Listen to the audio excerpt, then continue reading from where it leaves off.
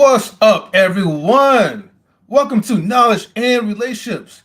This is your boy M3, and I got the real homies with me. I Cheer, got DJ Eddie King, and I cheer, got cheer, Mr. Best in the world. What's cheer. going on? What's going on?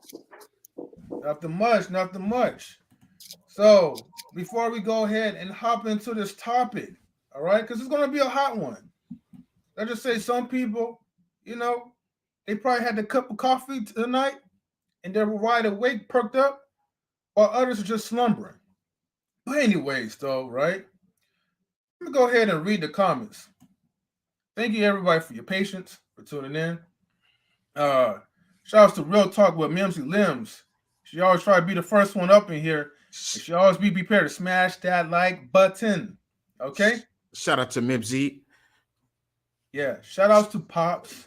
Shout out to Pops. Shout out to Mike. Yes. From where the rabbit Shout hole out to ends. Truth.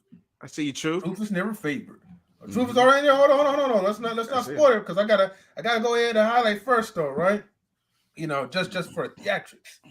You know, make sure you also, subscribe to the channel and donate as well too if you'd like to. Shout outs to She Stole My Thunder, Canadian's finest. Okay, she says, just sneaking in the pregame for the digital food and drinks. Don't mind me. Okay. We got you. Shout outs to the Mental Spear. Mental Spear. Shout out. Shout outs to the crew. Mm-hmm. We'll talk with Mimsy Lim says, bada bing, bada boom. Okay, like that. Hit that like button. All right. She said, bada bing that like button. That's what she Oh, see, I read it wrong. Mm-hmm. Yeah. Mm-hmm. Oh, ignore me. Don't worry. But let's see. And she says, gonna hop to the computer for this. That's what's up.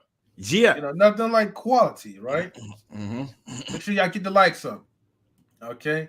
And as a reminder, she's saying, make sure y'all smash that like button. She says, hooray for the Knowledge and Relationships panel. And Truth says, whoa, that's what I'm talking about. And she says, oh, sounds like another wine night. Yeah, We also have Arshon Dave in the building. He says, I'll be through in a few. Finish up on something. Okay. Mm-hmm. And then Truth says, whoa, again. And then he says, Truth, okay. Watch your stream from earlier.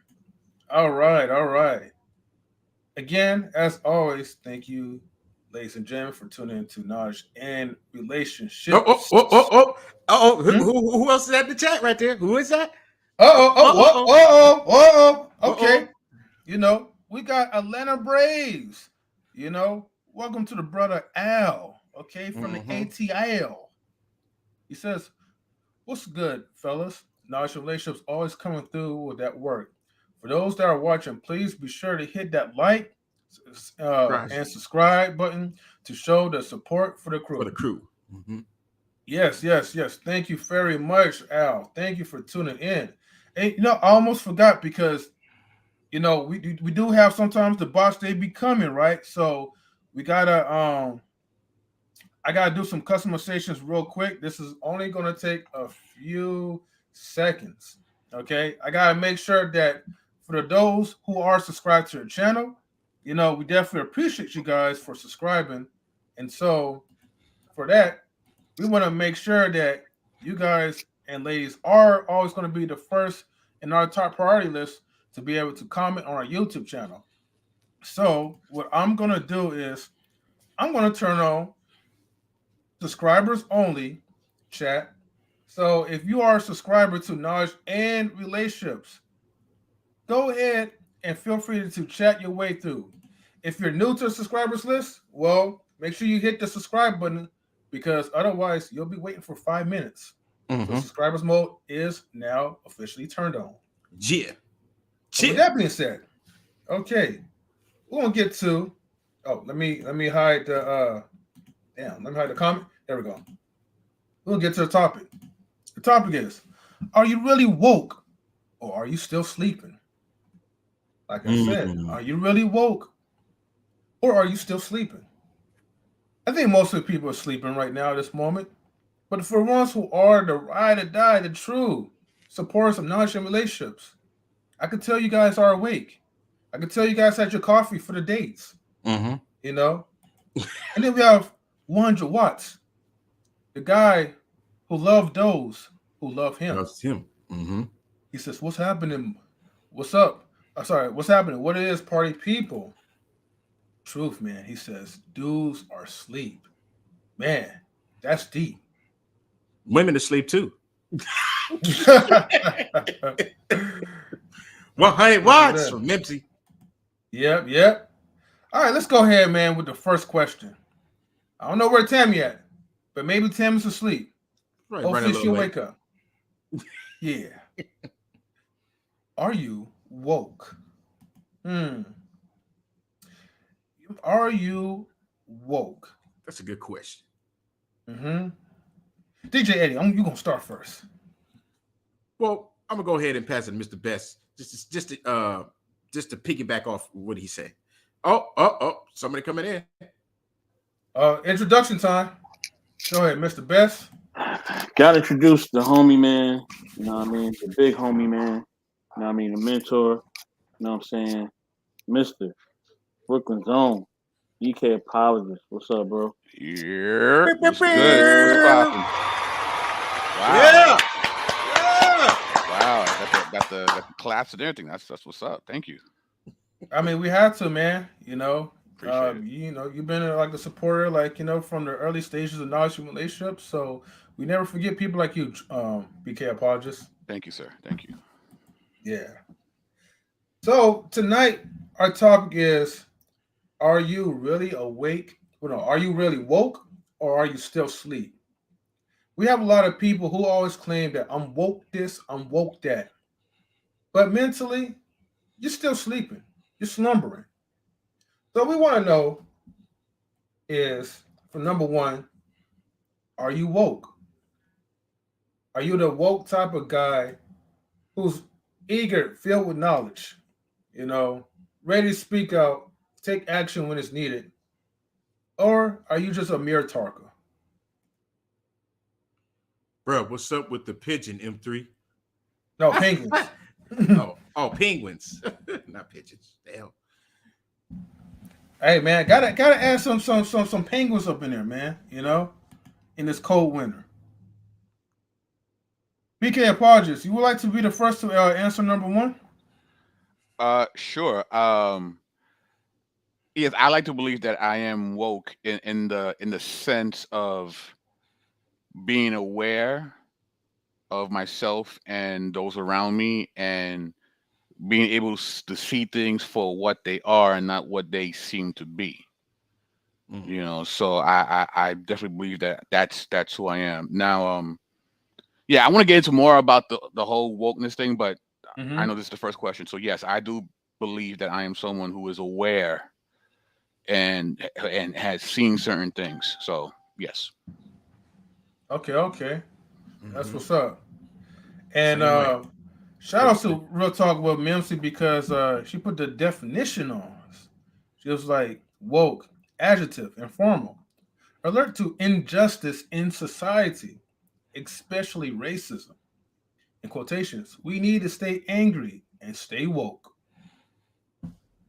Hmm. DJ King, what you think about that? Well, her question. I mean, her answer to woke. Well, just in general, like do you Uh, feel like woke is like what's your definition of woke? well, the same thing. BK broke it. He broke it down. Mm-hmm. Being awoke, like your surroundings, being aware of things. Mm-hmm. That's what woke is to me. Right, right, right. So then, are you woke? Oh, I'm woke. Not, I wouldn't say 100%. You know, Okay, I would have to say maybe like 75%, 75. 75, and then the 25% you're sleeping. Yeah. Hmm. Okay, okay. What made you come up with that number? What makes you feel that you had to give yourself a 75, not 100%? Because there's a lot of knowledge out there that I don't know about yet. Hmm. Um, and I think it's important for the rest of the 25%. For the rest of the 25% of me being sleepy, um, I feel like I should wake up and learn more. of what's Yeah. going on with the world. As far as like science, as far as like the history and things like that. So yeah, Okay. Okay. Shout outs to Uncut with Daryl Long. He's gonna be dropping the video shout tonight. out to Uncut Daryl Long. Yeah. Yes, sir. Yes, sir. So, but yeah, man. Salutes to you, my brother. Thank you Salute, for tuning in. salute, man. Salute. Okay. Salutes to Von Eric as well too. Thank you for subscribing and tuning in to Knowledge and Relationships on YouTube. You know, Shalom. yes, it's definitely appreciated when we see like new faces as well. Mm-hmm. Oh, okay. Um, Mimsy also says, I will say I'm woke, seeing the world's corruption everywhere. Mm. I could agree to that. She You're says, also Daryl. woke. Yes. And we know Uncut with Daryl is always woke, you know, 24/7. It says, all you gentlemen are welcome to come hold me accountable, and the queers are welcome. No, Queens. Oh, Queens. quick, sorry. The screen is too low, man. That's why I can barely see. I can barely see. My bad. Yeah. My bad. You know, Uncle Daryl, right? Remember we had the YouTube video when it was about like YouTube beefs like were bad for business. I mean, look, we I feel like after we would drop that video, like, and this is like in general for anyone, you could contest that. You could be like the voice to say, hey, like M3, at least he did do something, right? You know, we all gotta, of course, hold each other accountable at some certain points. But after that, it's like, the rest is up to like the individuals, you know. Yeah, I got a But full screen now. I can see a full screen. I can see everything yeah, now. Woke, and aware, then not staying mhm, angry, staying aware with a clear level head to mhm. advance to situations that benefit Oh, every solutions that generation. benefit. Oh, Mhm. yeah, okay. Solutions that benefit every generation. You went off. Oh, my bad. Yeah. Benefit every Present and generation, forward. present and forward. Yeah, Hmm. man. When your eyes Y'all are always can't on the read computer tonight? screen, Yes, we can read, Mipsy. I'm gonna bring Vince up there so she can read for us. Then, Yes, yeah, sir. I yes, do sir. I remember do that remember that live live stream. stream. Do Yep. you want me to read or you read? Hey, we'll take turns. Hey, he says we good, MP. But I heard Kaya attack y'all recently, but I'm gonna address it. I'm gonna address it all. Okay, okay. Mm. Mm, mm, mm. Um, and then K Man says anger is blinding.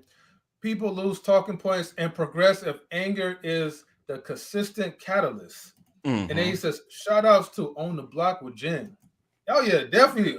We're gonna always be shouting Jen out, man, especially when we had that coffee date topic, man. That was funny though. I can't wait to like have her on the show. Um there was something I was gonna so let me go ahead and answer that question, right? Am I woke? Yeah, You are you know, woke? I feel like 50% of the time I'm woke, but I do like the knowledge of certain like things, man, that goes around the world. History has never been my big thing. And then keep on the current events, man. It's like it's hard, man. Like when your focus is your undivided attention is like all over the place, especially somebody like me that have ADHD. I'm not trying to say that as an excuse, you Mhm. know, but I feel like being a part of the live stream has definitely helped me to stay focused on like the bigger picture, the bigger things that's going on. So yeah, I say half and half. You know what I mean? Just to keep it G. Haven't And had. shout outs Okay. to yeah, Brianna uh, E. Is that what it is? shout outs to Brianna. Yeah, well, I will say it like that. Hey, hey, and then Mamsie with the love, and then K Man says and lost progress in the presence of the constant anger, and it says hey, Mizzy Limbs. Okay, okay. All right, and we've been reading for too long now. Let's go Mm-hmm. ahead and get to the next topic.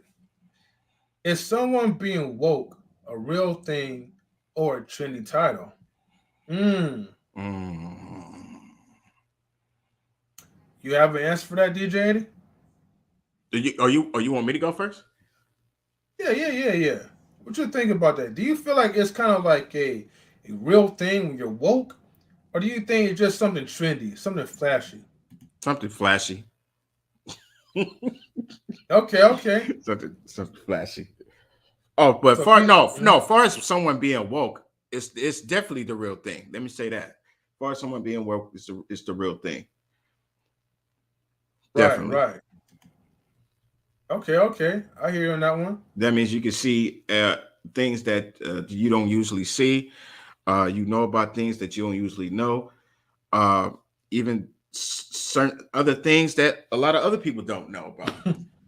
But yeah, being woke to me definitely is a real thing. It's important to be awoke because when you sleep, you're dead. Right. Okay. I hear on that one. BK, apologies. What you think about the number two question? Yeah. So as he said, I mean, yes, there is such a thing as someone having insights and being able to read in between the lines, and like I said before, being aware of yourself and your surroundings and others, and being able to be thoughtful about such things, right? But at the same Mm-hmm. time, it has become very trendy. The thing that's become trendy is not actual wokeness. It's the romanticism of wokeness. It's the aesthetic of wokeness as opposed to the substance. What I mean is people like the idea of being enlightened and having insight. But in order to have that, that takes some time and some work, right? It requires for you to think critically. It requires for you to have an actual research methodology, right? If you're getting your information from a YouTube video or from a meme, that doesn't make you woke. You know what I mean? It's like it's you're Mm-hmm. not woke if you Google search and you believe the first entry that shows up in your Google search, you're not woke. Mm-hmm. If you're only reading things that affirm your bias, you're not woke. Mm. If you have people in your timeline that don't disagree with you, you're not woke. You're in your own isolation bubble and your own echo chamber, and you're not woke. You're not enlightened. So people like the ideal of being woke, but very few people want to roll up their sleeves and actually become woke. 'Cause it takes time and effort. You know, it takes you getting rid of your own personal biases and prejudices, right? It takes for you to admit that every once in a while you're wrong and you don't know everything. That's being aware and enlightened. That's all part and parcel of actual wokeness. So people just love the idea. It's being fake deep, Mm-hmm. without really putting in the time and the effort to truly be woke. So yes, it's definitely trendy. Right. Okay. Real quick. She stole my thunder and says, how are you still swimming in a pool filled with jellyfishes and penguins and still breathing? Then they say, comprehends, Ren. Hopefully I'm saying that right in French. I understand nothing. Well, in the world of YouTube, you know, it's not meant for everybody to understand. There's no maybe I have hidden gills on the inside. So in the YouTube world, I'm breathing, no matter what. Let me see. Von Eric says, is there a different woke between cultures and in religion or spirituality? Is there a different woke between cultures and in religion or spirituality? BK Apologies, do you mind answering this question? Sure. It goes basically with what I Mm-hmm. said before. It's the culture right now is trendy, right? The Mm-hmm. word just saying you're woke is cool. Just Mm-hmm. saying it. For most Yeah. people, by them just saying it, they are, right? And that's not true. Now, religion and spirituality, the one of the benefits of being spiritual is being aware, right? Not just being aware of the world that you live in, but the supernatural realm as well. So that's a different form of awareness, right? You could be aware of a lot of things. You can be uh if you're a great football player, is aware of his surroundings during the game. A boxer has a good boxer has good ring vision. He's able to Mm-hmm. see exactly what's going on. That's a different type of awareness.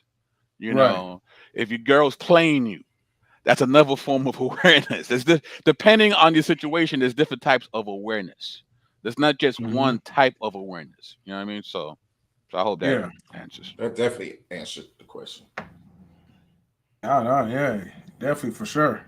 Mm-hmm. And then let's see. She stole my thoughts. Says you need to work on your French. Be in my life Monday on time. LL, you breathing through YouTube magic. And oh yes, now I understand. I hear you on Yellow. that one. Yellow man, he says, can I be sleeping and woke at the same time? Because that's just me at work right now. Hey, I mean, if you like major pain, you could definitely do that. Aware people take naps. It's okay. Aware people can take naps. Okay, good. It's all right. Yeah, that's okay though. That word was where I tended our correct type thought. Okay. No worries, K Mary.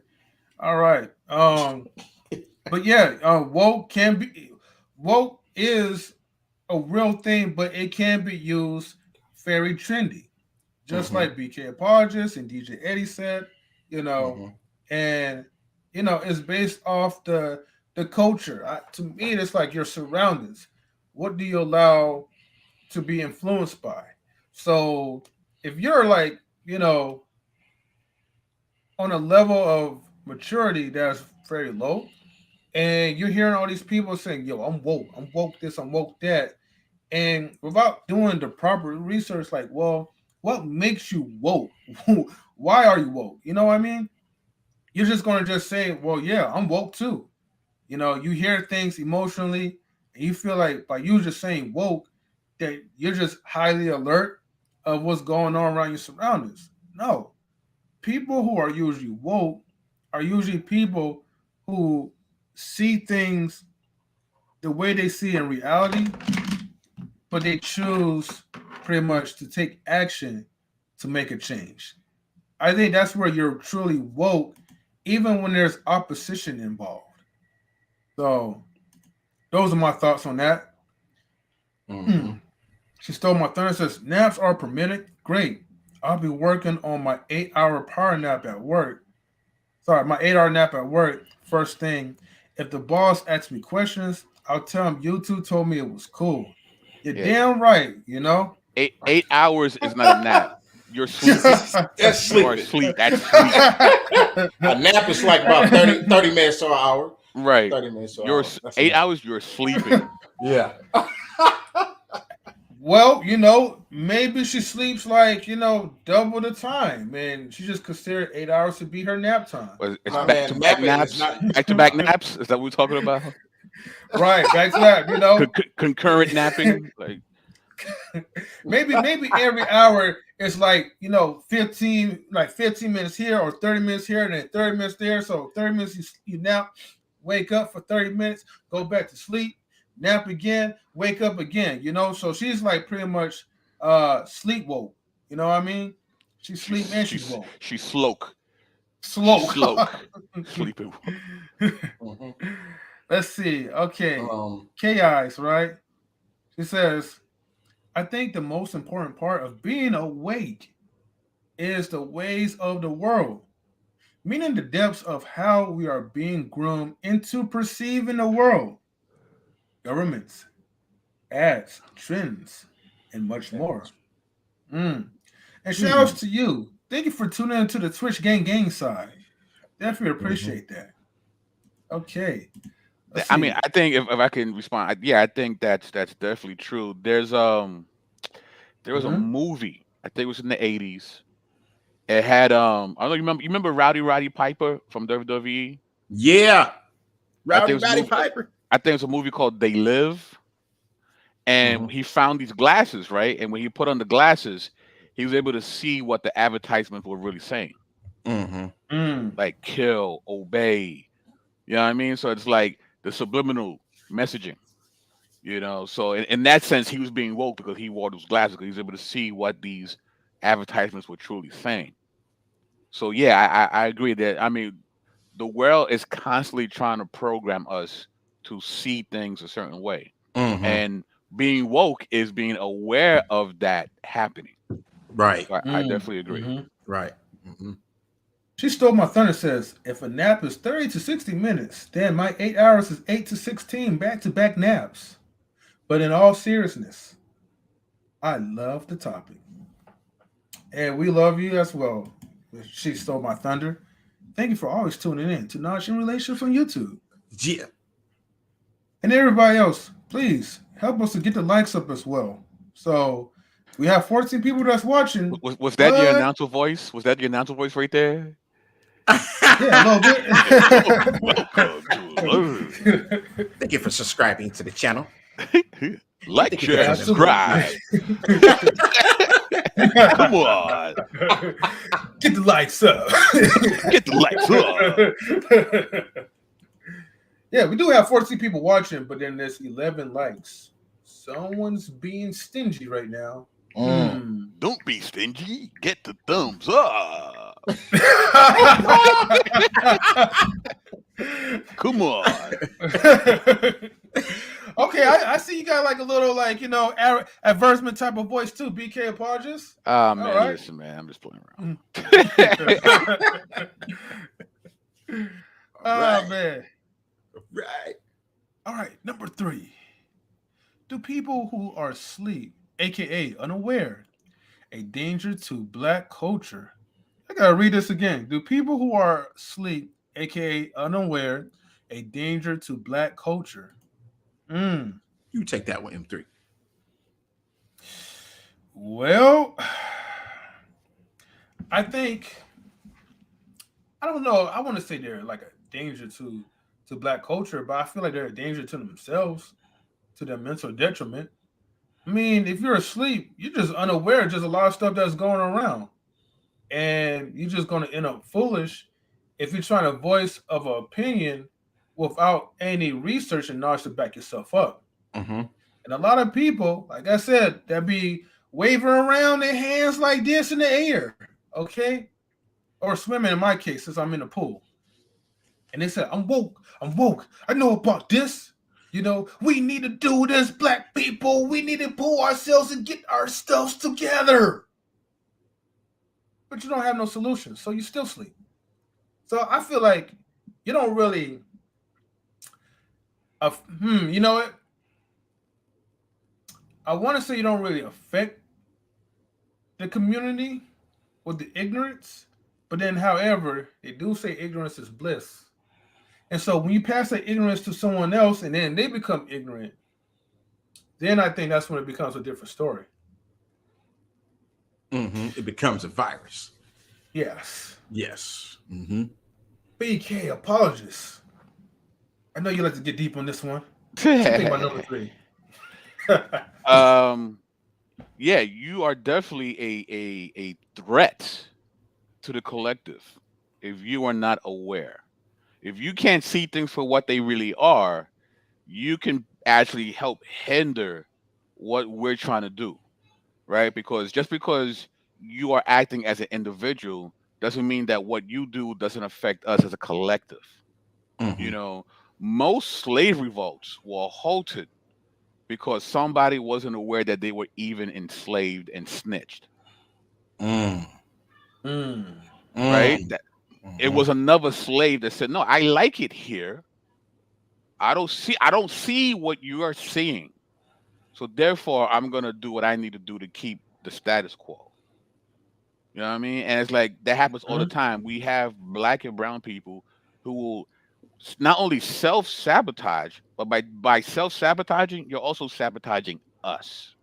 Mm. Because liberation and revolution doesn't happen unless we do it as a collective.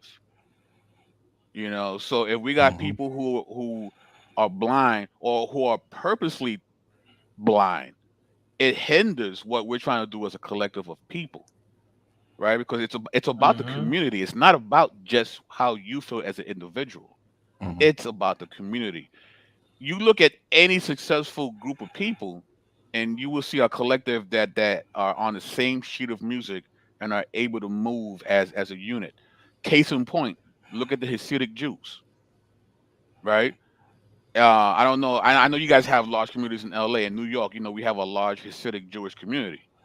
These people are fully aware of who they are and their surroundings, to the point where even if they don't like one another, they still will hold each other down because they understand the collective is greater than the individual. They are aware of that. And Mm. that's something that black and brown people need to learn, right? Being aware of your situation Mm-hmm. and helping the next person to be as aware. Because if that person's blind, because if we're going to war, right, you Mm-hmm. need to have my Mm-hmm. six. You got to have my back. If Mm-hmm. you can't see what's happening, I'm catching it because I can't see everything. I have blind spots. Mm-hmm. That's why I Right. need you to be as aware as I am so that we can hold each other down. Because if one of us is blind, we're not going to make it through. Mm. You know what I mean? So yes, Right. you are a threat to the culture if you are asleep. Absolutely. Absolutely. M3. Yeah. Got you on that one. Okay. Um, there's a question, and I'm gonna get to you, DJ Eddie King. But the question from Rico is, what's the difference between those unaware and those uncaring?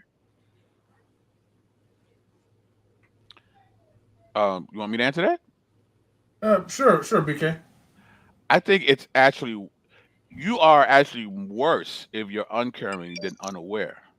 Because uncaring means you see things for what they are, Mm, but decide not to react. So you're mm, actually worse. You're worse than someone. If someone's blind, they can't see it. It is what it is. But if you do see it and do nothing, that's what we call wickedness. mm, So, and that's a decision. You decided not to care. You see the situation for what it is, and you've made a conscious decision not to do something about it. mm. Mm, That's deep. okay. I agree. Yeah. I agree All too. right. And best in the world. I'm glad that you're here because we have like a member in the Twitch gang, and she has a question to ask. Do you mind if you want? If you could read a question if you want to, but do you mind if you answer this question? Do you think society has a deep intuition that something in life that we're all doing thinking isn't fully or seems a bit off? It's kind of like we are out of homeostasis. I can feel that in my soul. Hmm. Um.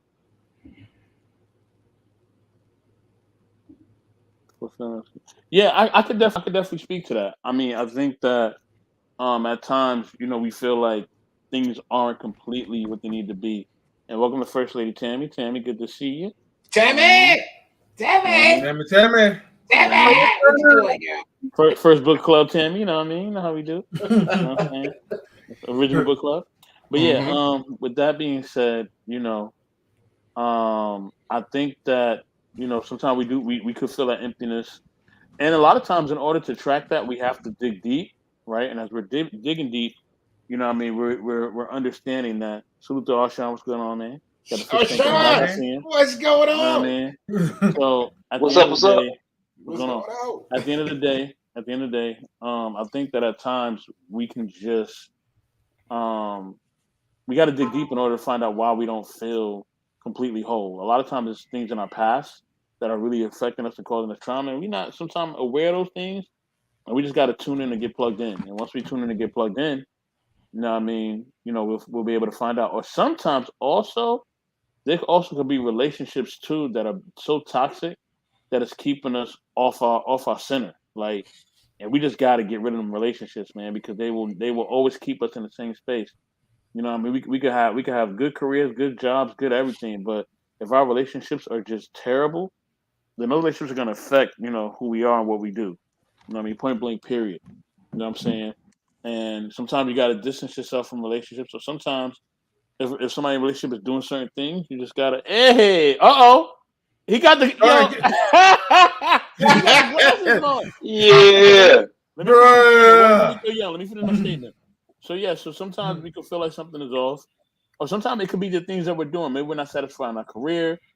Maybe the different insecurities that we have about ourselves, our body image. Maybe we've been told that we are not enough and we believe these things. It could be a number of factors that speak to us feeling off, right? Or us feeling not like we're not feeling fulfilled. And the key is to feel fulfilled in life, right? You know what I mean? That's the key. You know, you may not have everything, but the one thing you can have is to be happy and in love with yourself and happy and in love with the people that's around you and knowing that those people are really there to really be a part of your life and part of your experience. But the number one person that's got to be a part of your life and your experience is yourself. You know what I mean? You got to be a part of your own experience and you got to be the number one person that's happy with what you're doing. And if you're not, then yeah, it's gonna affect everything else that's going on. So yeah, that's my answer for that question. Damn, I see you smiling up there. Okay, Oh, I that's like probably got you Hey, in the comments. I like to tell me out in the comments. Yo, I'm a smile when I get shouted out. You damn right. Yep. Yes. And I got shouted out again. So yes. Oh, thank you. Yes, thank you. Oh, damn, I, she knows that she I love the love the power of shout being outs. I listening. can't forget about it. hey, she stole my thunder. What's going on? Good to see you. Yeah. Oh, I heard something in the Okay. back. No, well, we're going to leave that be according to the instructions. Okay, leave that backstage. Okay, got you. Got you, Oh, Rico. Arshawn whipping up I mean, something. Okay. Arshawn, man. Oh, we got Sherelle up in the building. Surreal. Hey, Sherelle, Terrell, all Sherelle. day. Hey, What up, what's all day? going on, Listen, Surreal? I'm going to post the link again because I want people to also hop in. And we got Rico and we got Arshawn in the building. You Yeah. know? Yeah. In a gangster's paradise. Right? That do rag on Arshawn. I see you though. Oh yeah, he do got the do rag on. I see him. Yeah, Yeah. you hood today, baby. I see you. Arshawn, we can't hear you, bro. You muted I Arshawn. said, man, whatever, man, whatever. The gangster's paradise. Hold on. Like, Observant oh, creator. If you gotta hold on, you got at least let us see who you are first before I let you up because I see the avatar, but I don't know who you are. just show So us in the backstage though. yeah, you got to turn your camera on for a second. You don't turn your camera on, I gotta kick you. And 5, Oh no 4. no wait hold on. Give us some time. Okay, let me see. Okay. Okay. Okay, all right, Okay. cool. We'll let them in. Okay. All right. Hey, what's up? Thank you for tuning in. An observant. Yeah, they were in the chat the Yeah, other day. That's pretty cool. yeah. Observant creator, can you hear us? You're muted, observant creator. We can't hear you. Hello? It's okay. Hold on. I think he's trying to give him some time. I think he's trying to set up his mic because that's what I saw earlier. Okay. But in the meantime, sure. Sorry, she stole my thunder. Knowledge and relationships. And why are I'm getting a special thunderstorm sound effect? I gave you one. See, you was not listening.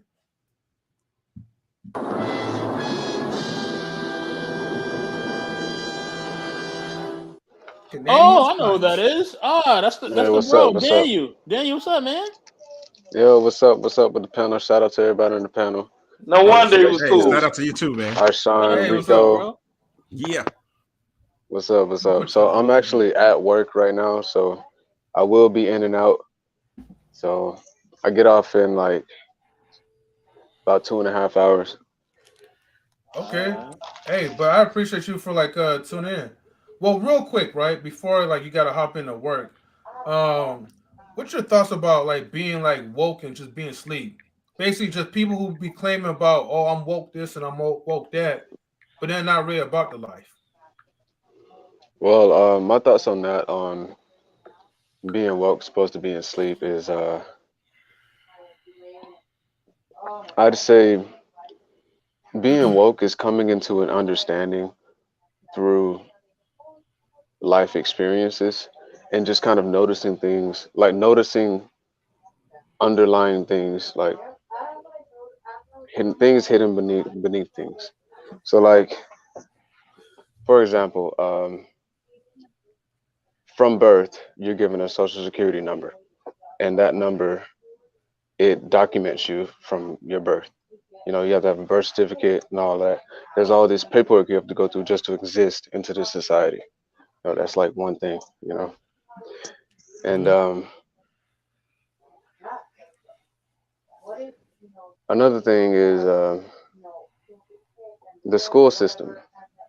Just kind of like realizing how that functions and how it's set up to it trains you to live and behave a certain way. It's just like stuff like that. So it's like it comes down to what you're able to notice inside of the structures and their intentions behind the structures. Okay. I could dig that. Anybody else have any thoughts about that? Rico, I see you with the old man sunglasses. Old man, why they gotta be old man? The same, man. Oh, okay, there you go. Okay, I see the hate. I know where the hate's coming from now.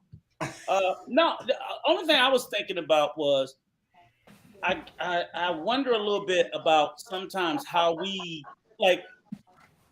I'm careful about trying to disparage these titles because wokeness to me is ultimately people waking up to people speaking out about injustices that have existed against us, against communities of colors for hundreds of years. And we're finally in 2022, 2021, 2020, really getting to the place where we can speak out about it. And at that very moment where you have a large crowd of voices speaking up, whether it's women, whether it's people of color saying things are not right, all of a sudden you see they start to label it as woke, as a bad thing. It's sort of shaming. So they're trying to shame protests. And I think we as people of color, we have to be careful not to do their work for them. So I know like you got organization, I think Sister OG Patrice, she's fighting for reparations.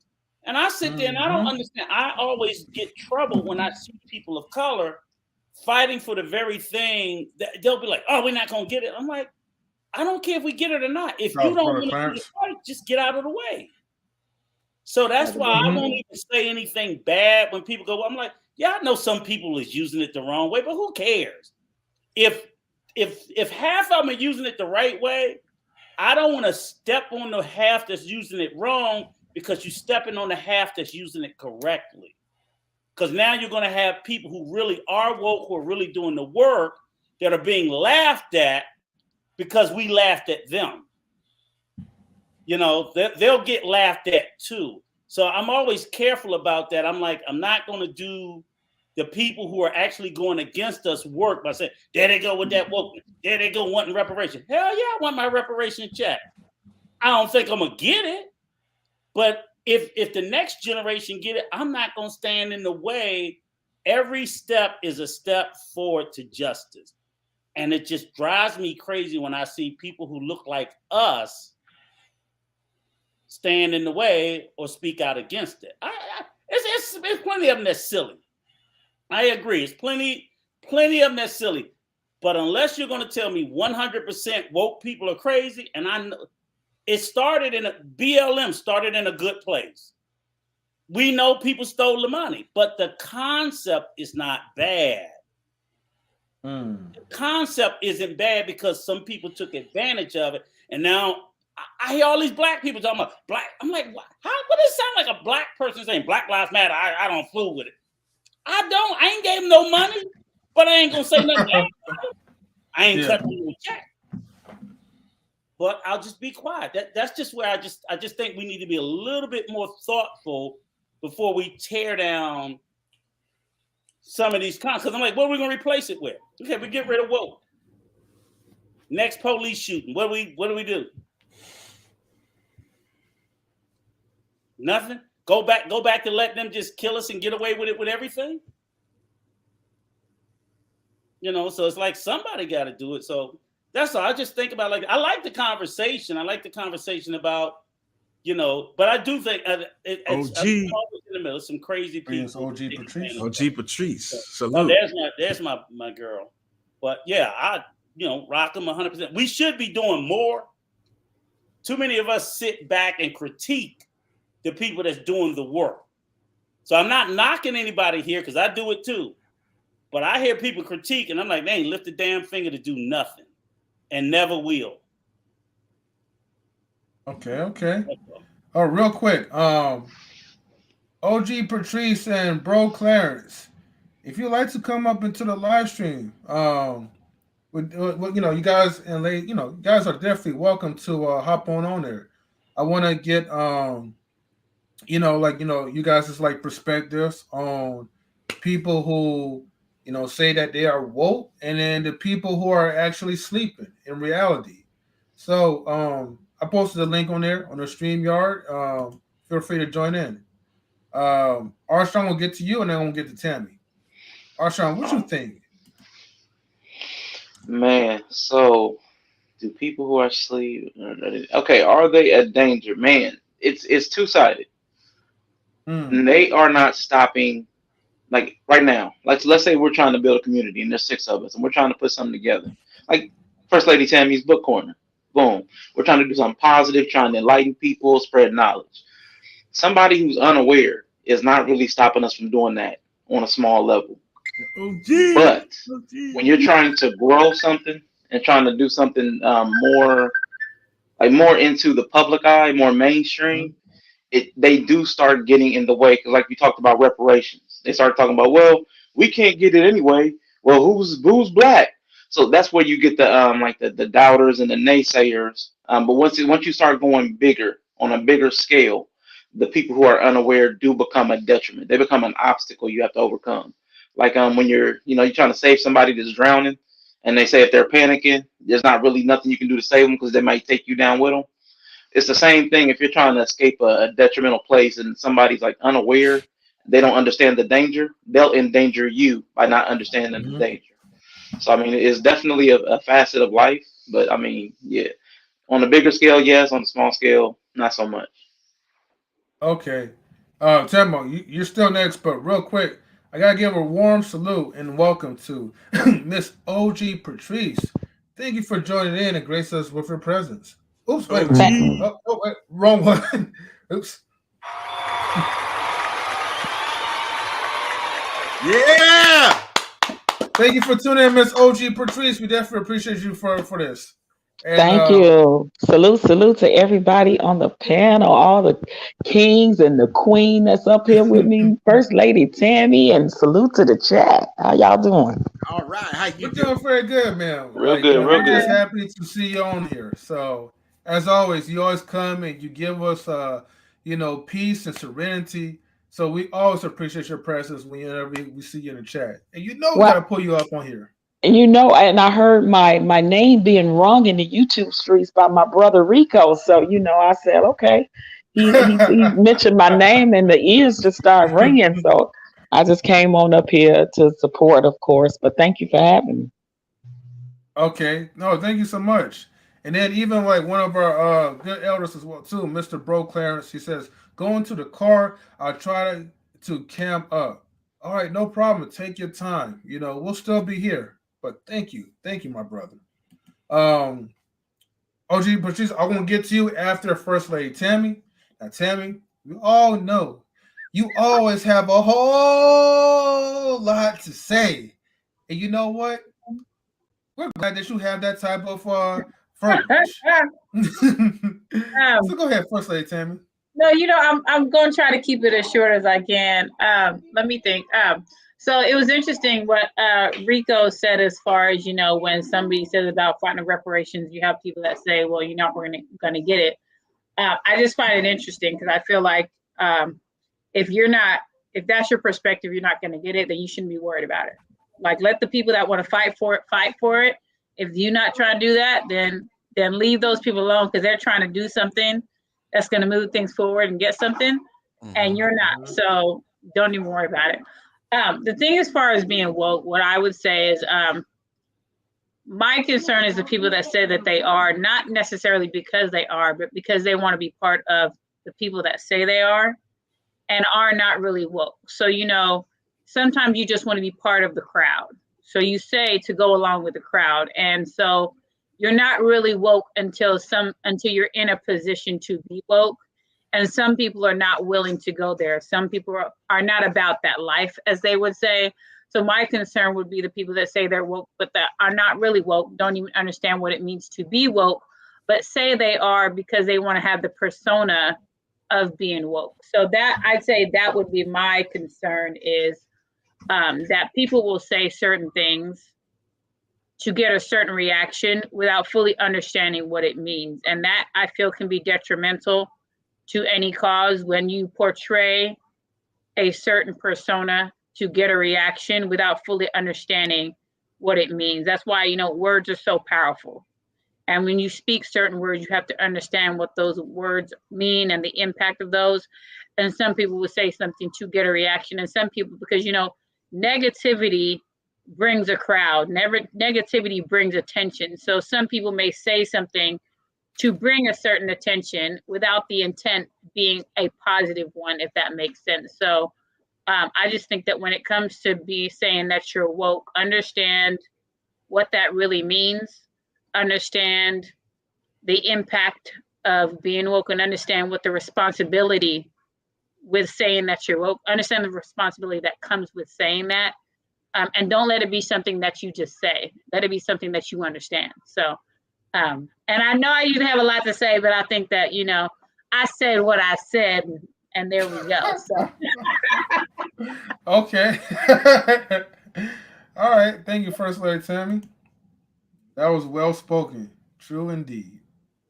Miss OG Patrice, what's your thoughts? Now, my perception of being woke, maybe I don't know if somebody said it earlier before I came on the panel, but I paid attention to a couple of comments that was made by Mimsy and a comment that was made by, I think a young lady name was Key's Eyes. They gave some of the most profound comments about people that are woke. And for the most part, I think that people that are woke are not the ones really going around saying, "Hey, I'm woke. I'm woke." Like I'm a woke person. Like what I have discovered is that it's other people realize that you're woke, and they say you're woke. Like I'm gonna say just for an example, over the last 4 years of my life, my family know that I've changed when it comes to my politics, my faith, the things I fight for. And they have said to me that they've seen this change of awakeness in me. I don't have to go around telling people I'm woke. Other people see it in other people. Like I definitely believe Mimsy is spot on when she talks about her husband, Mike. I saw that in Mike. I see it in Pops. We see it in certain people. We know who the woke one was, but we don't go around saying, "You woke, you a woke one, you a woke one, I'm a woke one, you a." Other people tell people they're woke. It's certain people I listen to, I could tell when they woke. It's certain people I've been following for years that are woke in these YouTube streets. Michi X is one. I don't know if y'all familiar with her. She's so woke it's dangerous. She's so woke that the government literally every time she travels, the government is checking her bags. She have to go to the side. They put that government tag in her luggage. That's how woke that sister is, and I've been following her for about 8 years. Doctor, what's her name? Dr. NTN. Her name is Dr. NTN. I follow her too. She is another woke person. So it's people that have changed their lives uh, in such a profound way that your family and your friends notice that you're different and that your frame of mind, your thoughts, your beliefs, everything changed contrary to how you was raised to believe. Everything that I was raised to believe about religion and faith for me, growing up Baptist, has changed. Everything about my political views has changed. The stories that I would hear my grandmother, my mother, my parents tell me did something to me. It changed something in me to make me want to fight more for our people. So I've heard all of them tell me this about me. I don't go around saying that about me, but I definitely see it in other people. But that's the thing. We don't go around telling each other that. We just know that we are. And I will tell you this, being woke sometimes is a burden. Being woke is can be dangerous depending on how far you go with it. I'm talking about truly woke people, not people just getting on platforms talking about they'll say something about they so woke, this, that. And most of the time if people gotta say that, they ain't really woke. Because if they not really out there putting boots to the ground and fighting for something that they believe in, you're not really woke, in my humble opinion. So that's what I say about that. Thank you, Miss OG Patrice. Yeah, I definitely agree to you on that one. Strongly agree. Um, if you already know who you are, there's no need for you to even boast about it. Like, usually woke people move in the art of silence, anyways. They just you could just tell that they woke based off on their actions of what they do. And so, hey, if you're moving mountains, but you're just as just as mute as you are, hey, you're doing big things for yourself. You know, if you already know what you need to do to make life better for you and for the people around you, yeah, you're woke. But nobody's gonna really the true woke people is not gonna really claim that. That's like if we look at things in today's relationships, we always hear like, oh, I'm alpha, or you beta, right? But the true betas are usually the ones that try to claim their dominance. Alphas don't need to claim anything. And before I begin, I gotta give a warm welcome to Mr. Bro Clarence. Salute. Yeah. Can y'all hear me? Yep. Oh, Yep. okay. I'm using the phone in the car, brother. I'm in the car. Hey, thank y'all All for good. all. Thank you for that warm reception, brother. What's going on with y'all, man? You hiding from the police again? Hey, You that woke? hey, hey, Rico. That's what my father. That's what my father would say whenever I shave my mustache off. Who you hiding from, boy? Who you hiding from? What's going on, Right. y'all? What's up to everybody on the panel? I can't see, man, because I'm in the car, but I hear y'all, man, and thank y'all for inviting me up, man. Appreciate that. You know what I mean? I don't know what the topic is, so if y'all could give me a hand telling me what the topic is about. No problem. So the topic is like, are you really woke or are you still sleeping?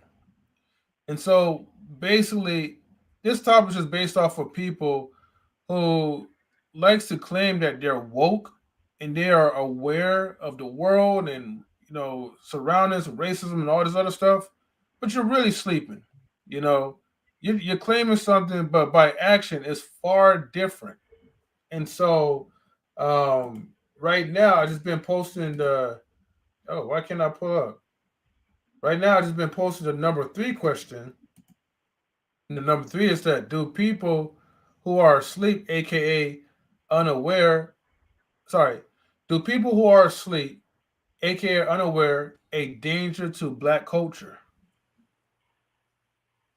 Oh, wow. I think so. I think a lot of people that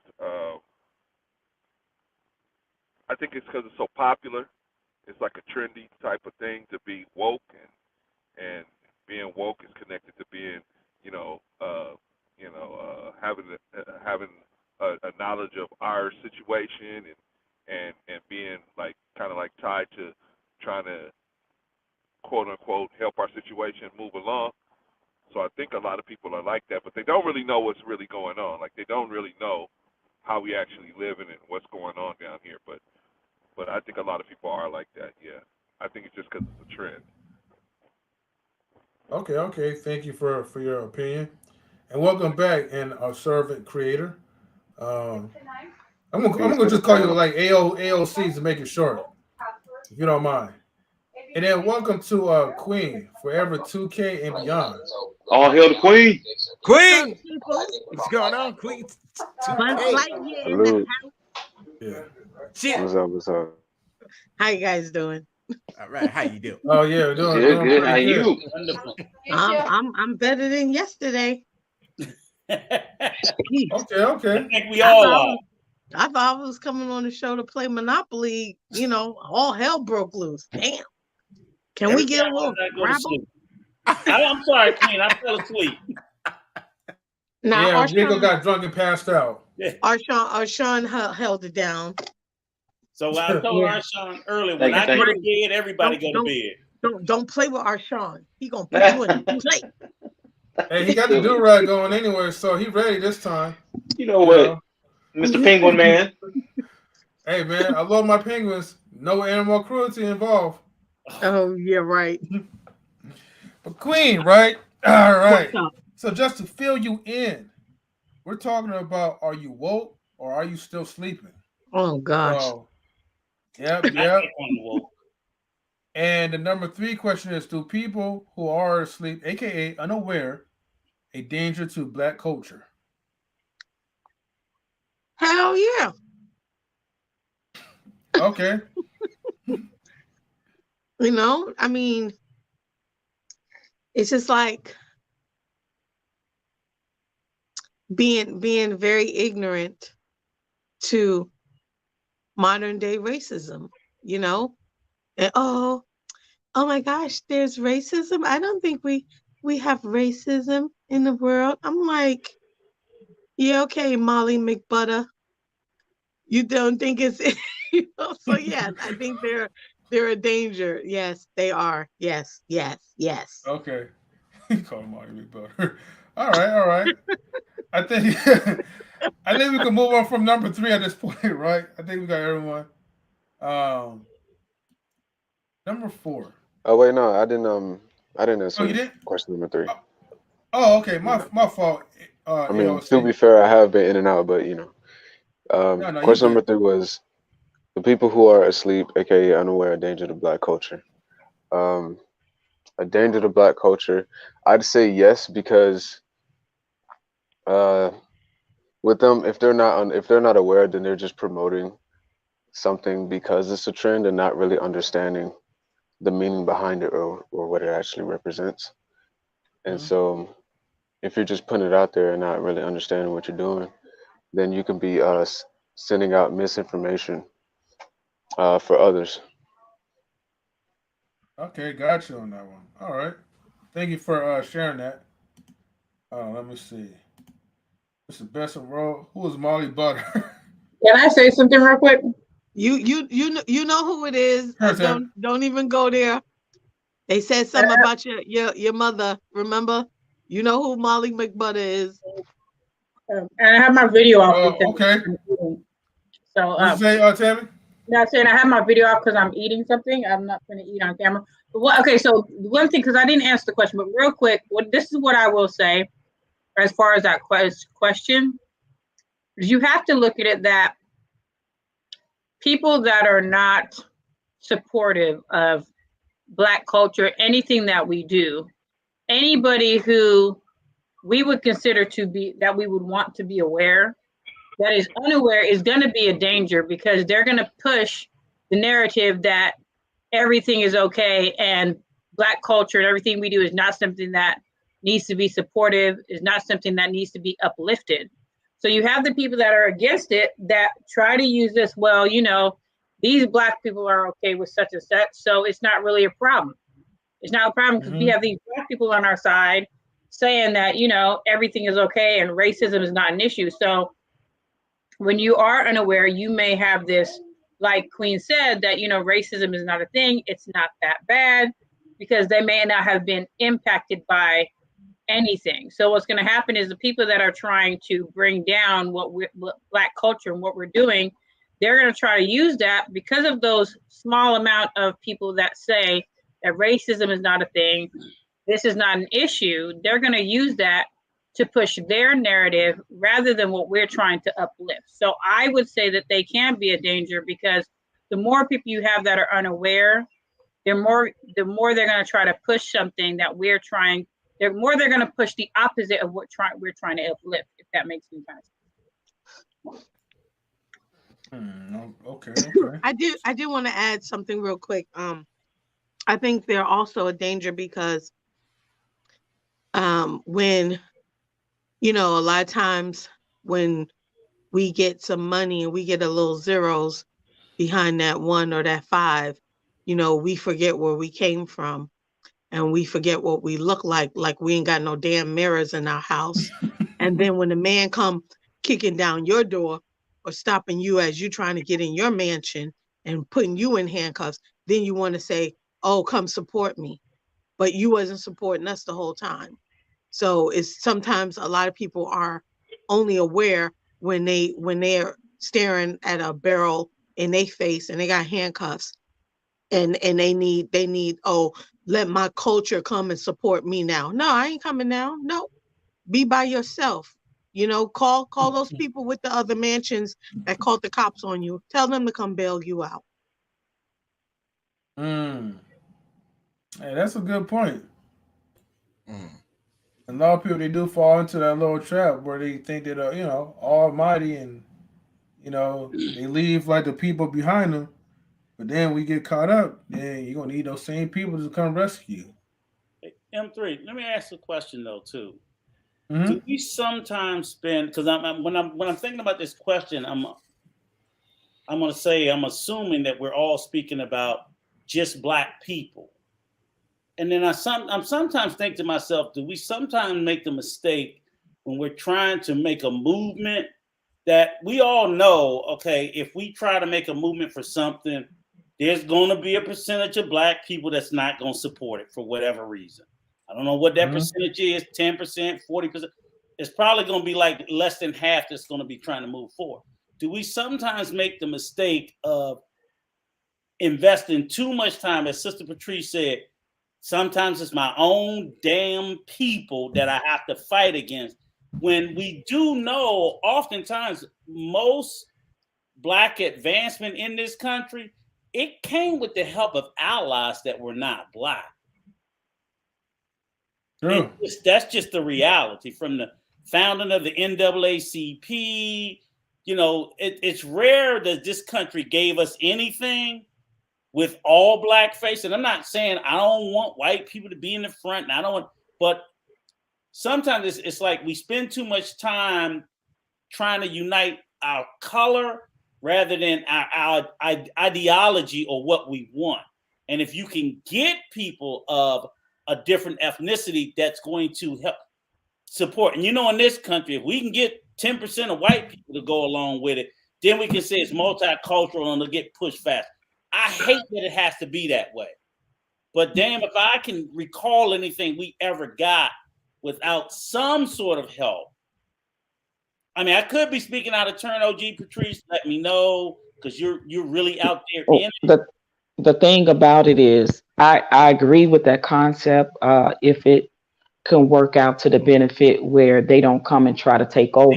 Exactly. See, that's what happened with the BLM movement, guys. That's what has recently happened in the NAACP. That's what's recently happening in the CBC, the Congressional Black Caucus. These organizations, are heavily funded. These movements now by our white counterpart establishment, which means when people are heavily funding you, they're steering the wheel, telling you what direction to go in. When they're giving you the money, it's an agenda behind that. So if you're not steering the way that they want you to steer that boat, that's a problem. And they can take the funding out. Now, if we can get one of our allies like what we have in ADOS, right now we have ADOS, a movement called White Women for ADOS. They support us, they help with the funding, but they are not steering the ship. They're just there as a support system politically, Mm-hmm. financially, Mm-hmm. as allies, white Mm-hmm. women for ADOS. Now, Okay. if we can have that type of thing going Mm-hmm. in organizations and still saying, this is our movement, Mm-hmm. steer the boat the way we see fit. Mm-hmm. So if anything go down, ain't nobody accountable but our people. But We're here to support. We're mm-hmm. here to give you any political backing, any funding backing we can. But it's your boat, steer it. It's your ship, steer it. Well, If so what I if that, want to ask you though, but getting their support, has it helped you? Because I'm trying to figure like, okay, well, if you don't take their support and then you try to rely on our community only, as you told me, you get that, I hate it, that internal resistance. mm-hmm, And then it's like, absolutely, and you don't get the funding. So it's like, I don't want to give them too much credit, but like you said, from a funding perspective, hopefully what they did gave y'all a little bit more oomph. it did. It gave us a little bit more oomph politically Yeah. and financially. And But we, contact but we are, yes, in the but front. we are steering that ship. We're There you steering go. it. ADOS movement, Yvette Carnell Mm-hmm. and Antonio Moore, they are the founders. They are steering the boat. And that's what I love about being part of it, because seeing what happened with the whole BLM movement, Mm-hmm. and how it totally went left because certain people were steering it that were funding it. We all know who that person is. There were agendas, and then with $90 million. So when I look at things like what I just recently discovered today, in having a meeting today, and when I hear people say, "Well, the government ain't got the money to pay reparation. The government ain't got the," I want to make you all totally aware of something that just went down the last couple of days that I just found out today. And the reason why I know that they have the money through the Biden administration. I don't know if you guys are aware. Now, you guys know that Native Americans have gotten reparations and still getting it right to this very day. Well, they just finally came to settlement with the government and Biden's binary um, administration funding. Native Americans are just settled to get a $1.7 billion funding for the tribal water distribution that was denied them, for fresh water and things of that nature. Now, we all know what's going on in Flint, Michigan, Mm-hmm. right? And you see those people still haven't gotten any real help over there. They still suffering in Flint, Michigan. So when people sit on panels and they tell me the damn government and ain't got no money, and guess how long these Native Americans been fighting for the restitution, this reparation for the water, because they having problems on the land with the water. They just settled with the government and they're getting $1.7 billion. And it is through Biden, which probably the majority of our people voted for. It's through his binary administrative funding.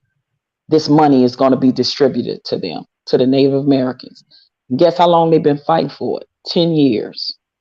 So when I say it's okay that I fight, and if I don't live to see it, but if my grandchildren do, my fight and my work is still not in vain, guys, because that is the problem with us. We give up too goddamn much. See, those ancestors been fighting for 10 years and they probably passed it on down to their children and they helped them fight. Because now 10 years now they are finally getting this whole water settlement. Y'all look it up if you don't believe me. But these are things that we're finding out in our ADOS movement. So when we hear people say government ain't got no money, government owe China, yeah, all of that is true. But they got the money for reparation for black people. And the question is, I don't understand why we don't ask each other why they keep denying our people. Why? And because if the Native Americans can continue to fight for their right. See, I'm out there with them when I'm out there with ADOS people. I see Native Americans in front of Congress. I see Native Americans in front of certain establishments still fighting, and they getting their results. But when ADOS is out there fighting, it's not as many as our people behind us. It's white women out there with us, majority.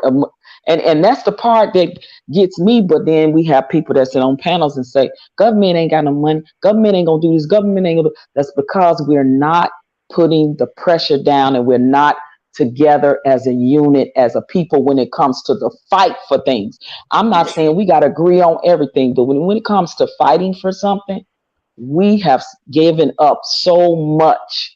And that's the part for somebody like me that's a burden, because you guys don't know. I think about it when I lay down. I wake up thinking about what can I do to make a difference. That is the difference between somebody like that they say, quote unquote, is woke. The difference than the everyday person is, how can I make a difference? But you know what I think, Patrice, that just perplexes me the most? It's just like you said, like with the Native Americans who fought for that water. I bet you during those 10 years, not one day, not 1 minute, not 1 second did you ever hear one Native American person speak out against it. They were either all for it or absolutely not. And that's they were all for it or they said nothing. I shop. I'm in Arizona. I shop at the Native Americans' land because I love their jewelry. I love their silver. I love their turquoise and all of that. Listen. Those people are so together, Rico.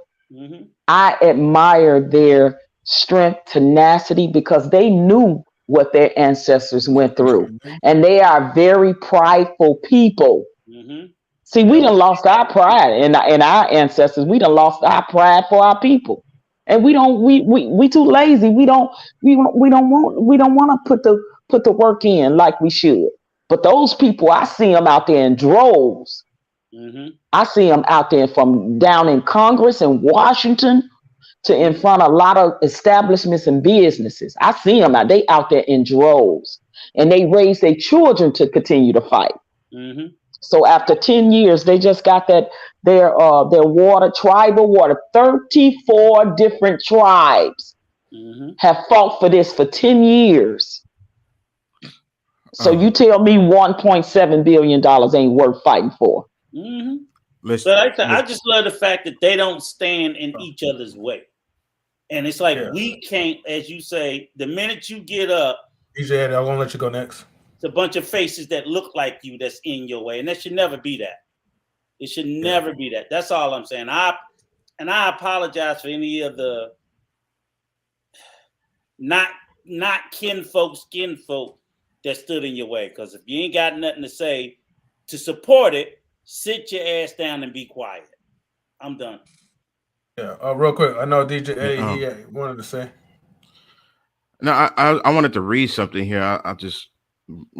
I'm thinking that maybe this might be important. This is the New York Times. It says, Russian attack on Ukraine has hit major cities and airports across the country, with shelling in more than a dozen cities right now.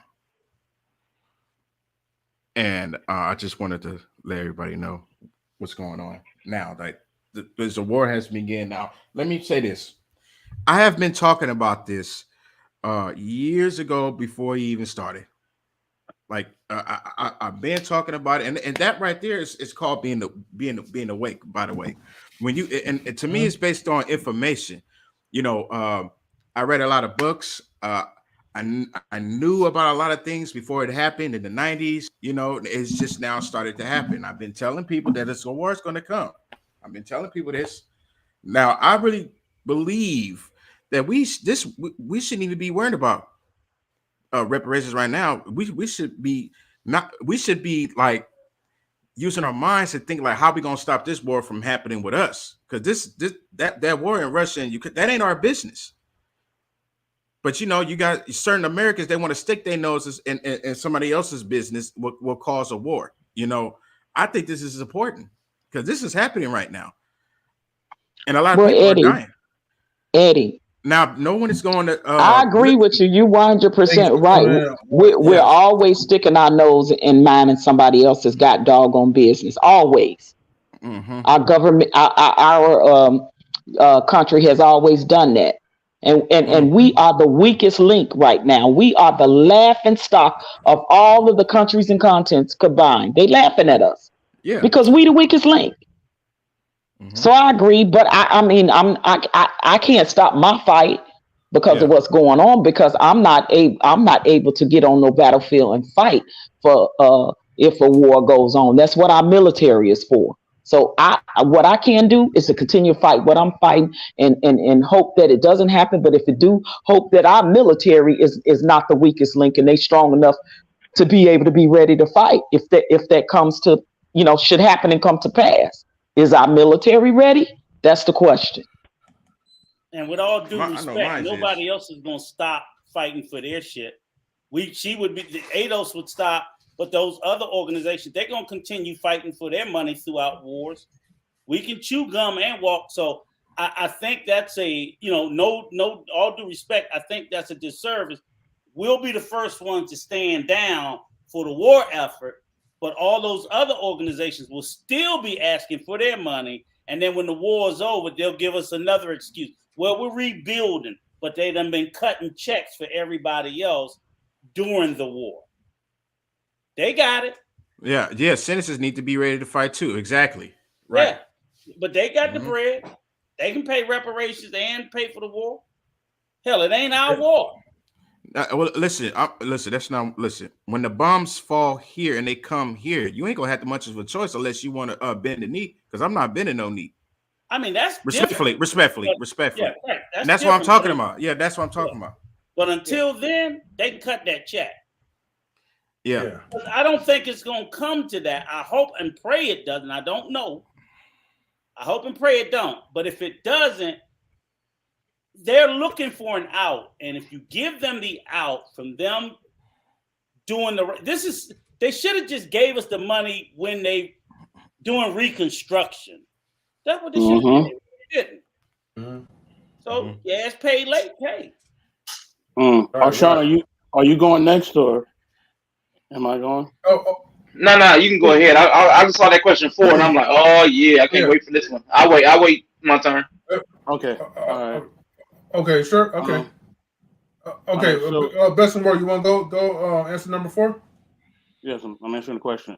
Can woke people at times push their perspectives on others? I think they can, and I think at times that's why people may feel like, all right, dude, like you're not God, like you're not my parents, like why should I listen to you? Like, what's the reason? I think that at times we got to give people just an option to listen to what we say instead of forcing them or trying to force them to listen to what we say.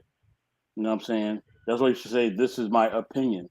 These are my perspectives. This is not based on actual facts.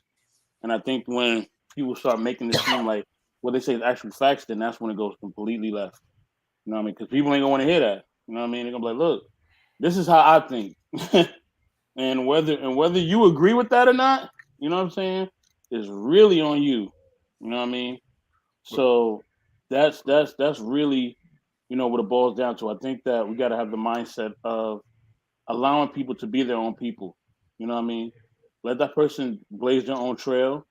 You can give them advice, but understand just that advice and perspective. And it's up to them to follow it. And if they follow it, they follow it. If they don't, then they're gonna learn their own lessons in their own life. You know what I mean? Because sometimes life got to teach you, and that's just what it is. Do it depends on the information? Like, what if the information is legit? I mean, it's up for them to decide that. If I give you facts, you don't want to listen to the facts, that's on you. It ain't on me no more. I gave you the facts. I showed you what it was. It's on you now. You know what I mean? I did my job. Okay. Arshawn, I want you to go while your answer's still fresh. Oh no, because I already have forgot it. But now we went a long way. But I started thinking about something else real quick. But no, seriously, can you put the question up real quick? I know woke people. Oh, Do they push? Do they push their? Yeah. Okay, because I was gonna tie this into oh, something else. Because again, like yeah, I do with almost everything, there's two sides to it. Now, true, honest people who are aware of something that is vital to your survival or life. Yes, they push their perspective and they need to try to save your life. mhm, Like if your house is burning and you're asleep and they're awake and they know there's a fire that could kill you, they're supposed to alert you. They're supposed to awake you. So I mean, there's that dynamic. But I know when you ask this question, you're talking about woke people almost in a derogatory sense. So I saw this video the other day about this vegan lady, yeah, and oh my gosh, she was watching some. She was doing a reaction, but everything she did in the video, every person she had to ask, "What? I wonder what's in their belly right now. I hope they're not eating meat." Like I mean, because in their mind, that's the most important thing. So we do have a level of freedom and comfort in this country or society, where some people make things that probably are not as detrimental. They make it the biggest emergency ever, and so they push their narrative on and to people that do. They will like the PETA people that throw paint when you come out your door with a fur coat, like that kind of stuff. There are people that take some things so far because they're woke in whatever thing that they're passionate about. And yes, they do push their perspective. And those people, I can't stand. But if there's something about survival that's paramount, like that somebody's life is on the line, they should be pushing their perspective. right, right. And woke could just be anything, not to be any derogatory. It could just be whatever you think that woke is to you. That was one of the first questions I asked, just so in case if people have their own personal definition of it. I know Mims's definition from earlier was that woke was like more like an informal alert to injustice in society, especially racism. And then, of course, in quotations, we need to stay angry and stay woke. Now, I don't think we need to stay angry, but you still be happy and still be woke at the same time. It's just all about being tactful of what you do. Um, talk yet. First Lady Tammy, are you done eating your collard greens? Yeah, but I was eating pizza. I was eating collard greens. So All right, I was just thinking you was cooking tonight, but Collard greens on pizza. yeah, I I know, was right? eating pizza. I sure was. Who put collard greens on pizza? No, I was. I didn't have collard greens. No, so I was on a stream one day. I was making collard greens while I was on a stream, and those collard greens were so damn good. I wasn't making collard greens this time. I was just eating pizza. Yeah. But what's up? What do you think about number 4? Can woke people at times push their perspective on others? I think they can. I mean, I think they do. Um, I mean, the thing about it, you can always push your perspective on anybody, but don't have the expectation that just because you push your perspective that they're going to go along with what your perspective is. And I think the problem is that sometimes people have that expectation that if they push their perspective, the person's going to agree with them and go along with what they say. And when the person doesn't, they get offended and they get upset. And you have to understand that sometimes the more you push, the less they're going to be likely to be on your side. So I don't think there's anything wrong with sharing your perspective, but understand that sharing your perspective is not a guarantee that they're going to agree with what you say. But what it can do, if they are unaware, it can kind of make a light bulb go off for some people. It may spark an interest in some people where they want to find out more information, they want to learn more. Um, but just know, like I said, that there's going to be some people that no matter how much you push your perspective on them, how they feel about it is not going to change. So don't have the expectation that I push it on them and they're going to agree with me, they're going to be on my side, because the reality is some will and some won't. And the more you push your perspective isn't a guarantee that that's going to help them to change their mind. So a lot of times when I have a perspective about something, I may share it, but if you don't agree with what I say, then it is what it is. My job is not to convince you that which you think is wrong. What I'm going to do is just tell you how I feel about it, and if you want to know more, you may ask me more questions. You may want to do some more research yourself, but I'm not going to push you into anything. I'm going to make you aware, and if you want to know more, then it's your job to learn more. Okay, thank you, First Lady Tammy. I dropped out. What's up, people? Bro, What's clown. up, Queen? What's up, Black Man Unfiltered? Family, Oh family. gosh. What's I'm in up, a Pops? filter. How What you up? doing? Pops, what up, Pops? What's up? Real talk with Mimsy Limbs. When you say woke, what do you mean? Okay, hold on. Whoa. Let me do this real quick. Okay. Let me I want you guys to come up on the stream yard if you guys can. Black Man and Filter. If you want to come up there, feel free to. Pops, if you want to come up there, Mims, if you want to come up there, I got the stream yard for y'all. But woke could be anything. Actually, woke could be like, Mimsy's definition of it, where it's informal, alert to injustice in society, especially racism. And then an example, we need to stay angry and stay woke. Woke could be anything. Don't take my personal side to it. Brother Clarence, welcome back. Okay, Queen. I know you was talking, so my bad. Go ahead Oh and no. I was just gonna throw in a little side note. Um, I Uh-oh. think What's going on, Pops? What's going How's it on, going with man? everyone? Hold on, y'all. sir. Hold on. Queen is talking. Queen is talking. Queen is talking. Go ahead, I Queen. think when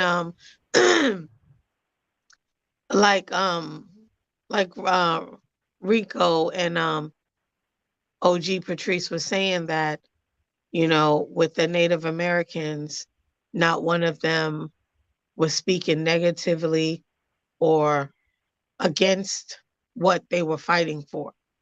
And I think a lot of times other cultures are way more united than we are as Black people. And the people we have to fight the most are the people who look like us. Um, I remember, I think I shared it, but there's a video of, I think it's Mexicans in a warehouse, and one person was mistreated, and they walked out. Like, I guess they got fired. The whole plant left. They didn't ask what happened. They didn't care. They were so together that they literally shut down the plant because I think it was over 200 employees walked out because they were all the same race because of one person was mistreated. And he just left, and they followed. And this one, I think, is a Black guy, he's videotaping it, and he's like, yo, like, it's empty. Like, we had to go home because they're so united. And it's so true, So that's my thing. I think we have a long way to go. And I feel like, I know a lot of people don't want to talk about stuff like this, but I feel like racism did a real good job on us to keep us disconnected, disunified, and seeing each other as the enemy. I am not your enemy. I am not your competition. I am your support and your ally. But until we get that, we got a long way to go. So it ain't about what what what the government can't do or what we can't do. There are so many well-off people that can support the NAACP. Not saying that we don't want our allies or counterparts, but a lot of times when they come in, they have an agenda that they're going to push.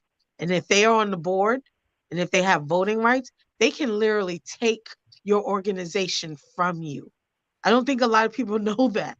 When you put people on your board of your organization or whatever company you have, and they're giving you money or doing whatever, they have voting rights, they can literally vote you out and take over.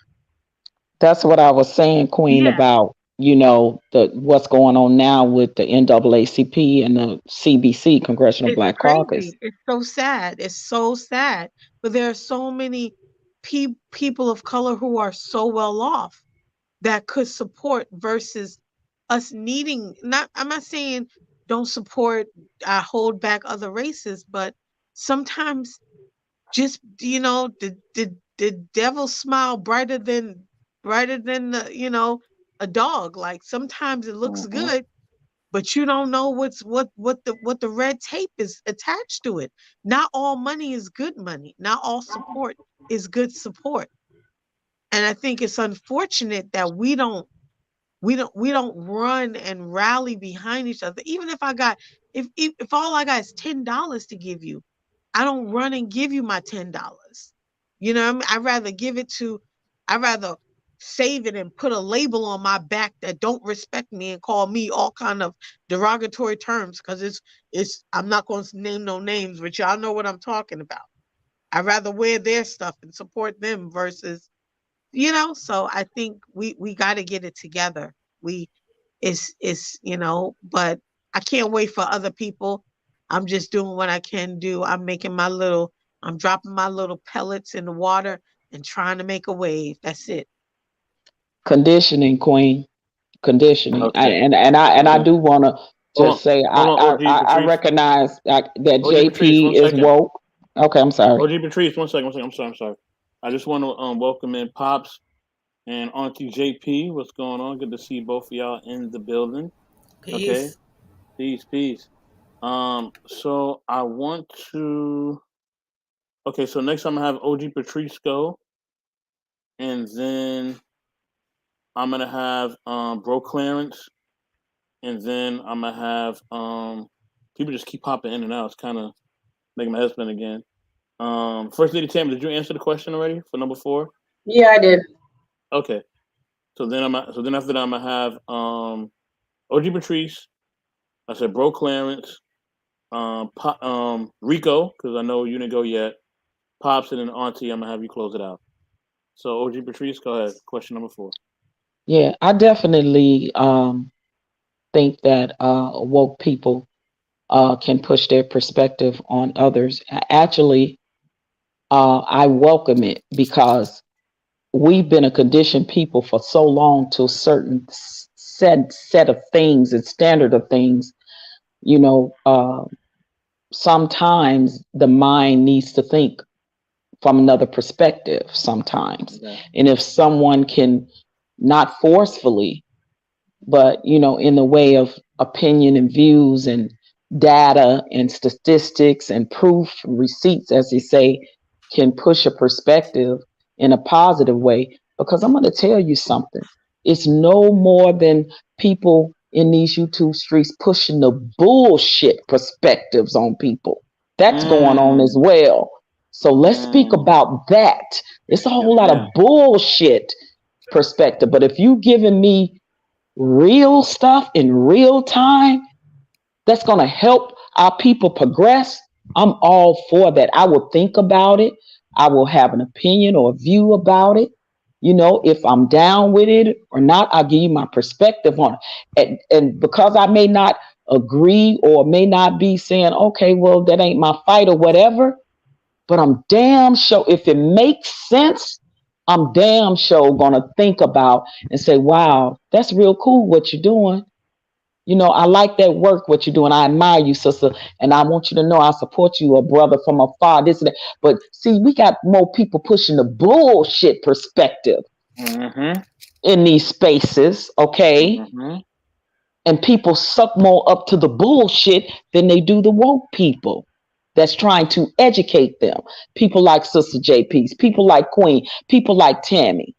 The best thing that Tammy remind me, because the best thing that they say about whenever you want to keep something from black folk, put it in a book, because they don't think we read. That's So right. when I see Tammy putting on here reading books that mean something.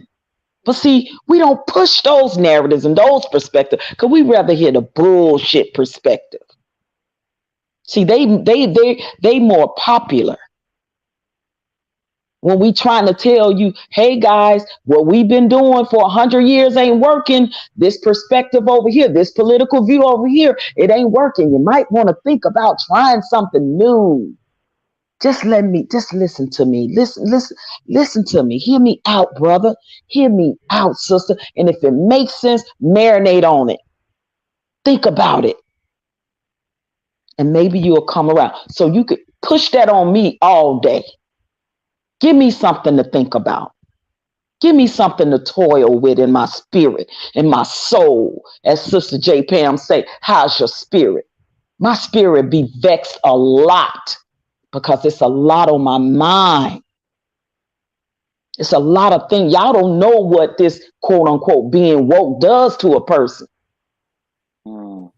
Like I get the perspective of Malcolm X was coming from. I get the perspective of MLK was coming from. I get the perspective of Fred Hampton and all those people. Y'all don't know the burden sometimes of what being woke do to people.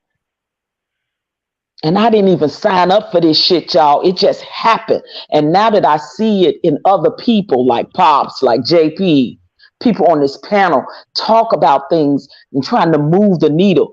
Pops got so much knowledge on the government stuff, it ain't even funny. It didn't take me long to catch Mike's perspective of being woke when it comes to religion. So I know, you guys, it's real. It's real. So when you want to say you want to put some woke stuff on me, push it on me. Give me something to think about. Give me something to toil with in my spirit. Yes, give it to me. Don't bring me the bullshit because I ain't buying that. And I damn sure ain't for sale on the bullshit. I digress. Thank you, OG Patrice. Much love. Appreciate you. We're gonna go to Bro Clarence. Bro Clarence, question number 4. Can woke people at times push their perspective on others? You know Bro what, man? Clarence? Oh, Yeah, yeah. I'm here. Can you hear me? Yes, sir. I can hear you. Yes, sir. Okay. Please, man, if you can do it, man, let me go before Patrice, man. How do you go after Patrice, man? I'm How, sorry, how, man. how do you do that? You know what I'm saying? And now I gotta be the person going after, Eddie Murphy, right? What I'm gonna do now? What I'm gonna say, right? All love. That's my sister. That's all love. Yeah. What's the question again? I'm sorry. I can't see. Can woke people at times push their perspectives on others? Yes. I've seen it, done it, and yes, and it had it happen to me. I was a literal mess. I was living not 2 lives. I was living 3 lives. I mean, I was a mess, and some serious men of God came into my life and helped me turn a lot of that around. And they pushed their perspective on me, but it was up to me to accept it. But they pushed it on me, and it helped me tremendous and my family tremendously. And I've seen people go from living in you know, on Skid Row out here in LA to, having families come together. And I've worked with second chance organizations where we took people that had been in jail for murder and all kind of other different really serious crimes and helped them turn their lives around. You know what I mean? Gave them trades and so you can push your agenda. Now here's the question. Like Patrice was saying earlier, what's the intent of the person, of the woke person? What's their intent? Is their intent to actually help you? That's something for you as a receiver of the information. You have to be alert enough to know what's going on in that time period. Is there you got to be able to just discern what their intent is. You know what I'm saying? A lot of people got fooled by BLM because, like Rico said, it was a good thing from the beginning. It was based on a good premise.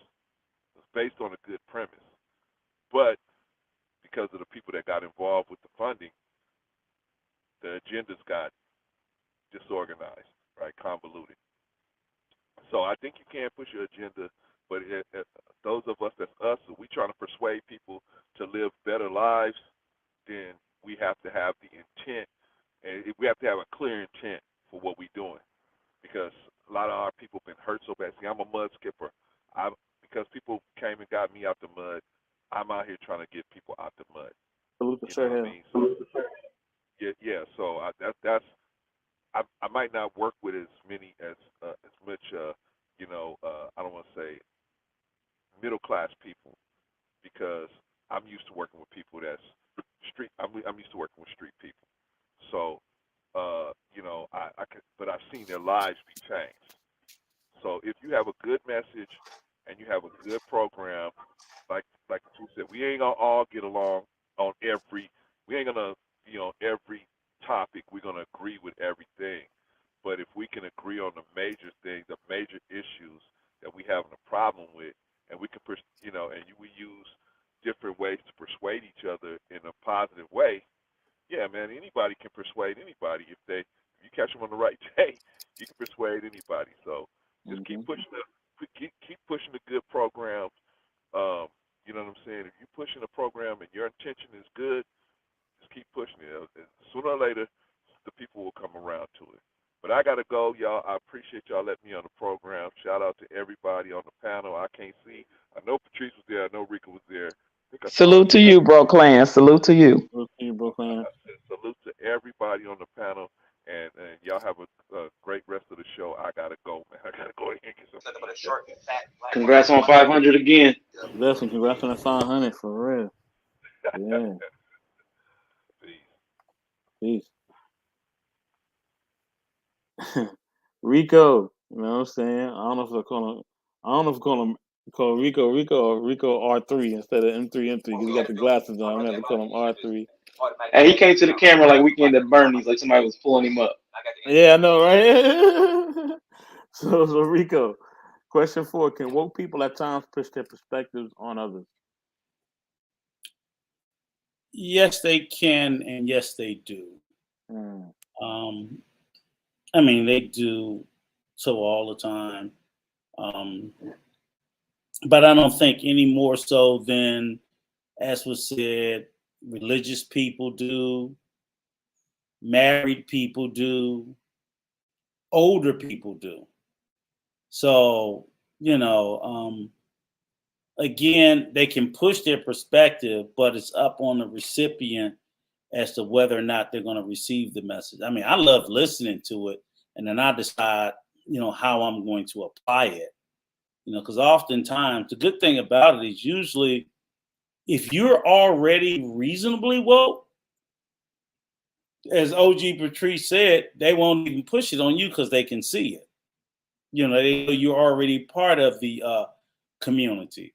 For the most part, they should only be trying to educate people who are walking around asleep or with their head up their ass and not paying any attention, because there are far too many. And I probably get more because I fuss at my sons about it, because they're young. They think some of the issues of the community don't apply to them. One son's very woke.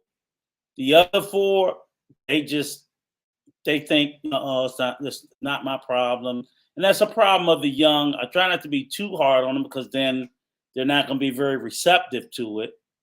And then I can imagine what I was like in my early 20s. And later on, they'll usually wait till it's funny, even like with this shit with the war going, I had one call me like, what's going on with the war? And I'm like, well, I've been telling y'all to start watching the damn news to know what's going on. So then, and they only calling me because they're asking about their brother who's in the service. Like, yeah, his ass may have to go over there and fight. He signed up for it. But so I look at it in the same vein of the wokeness. There are too many people in our community.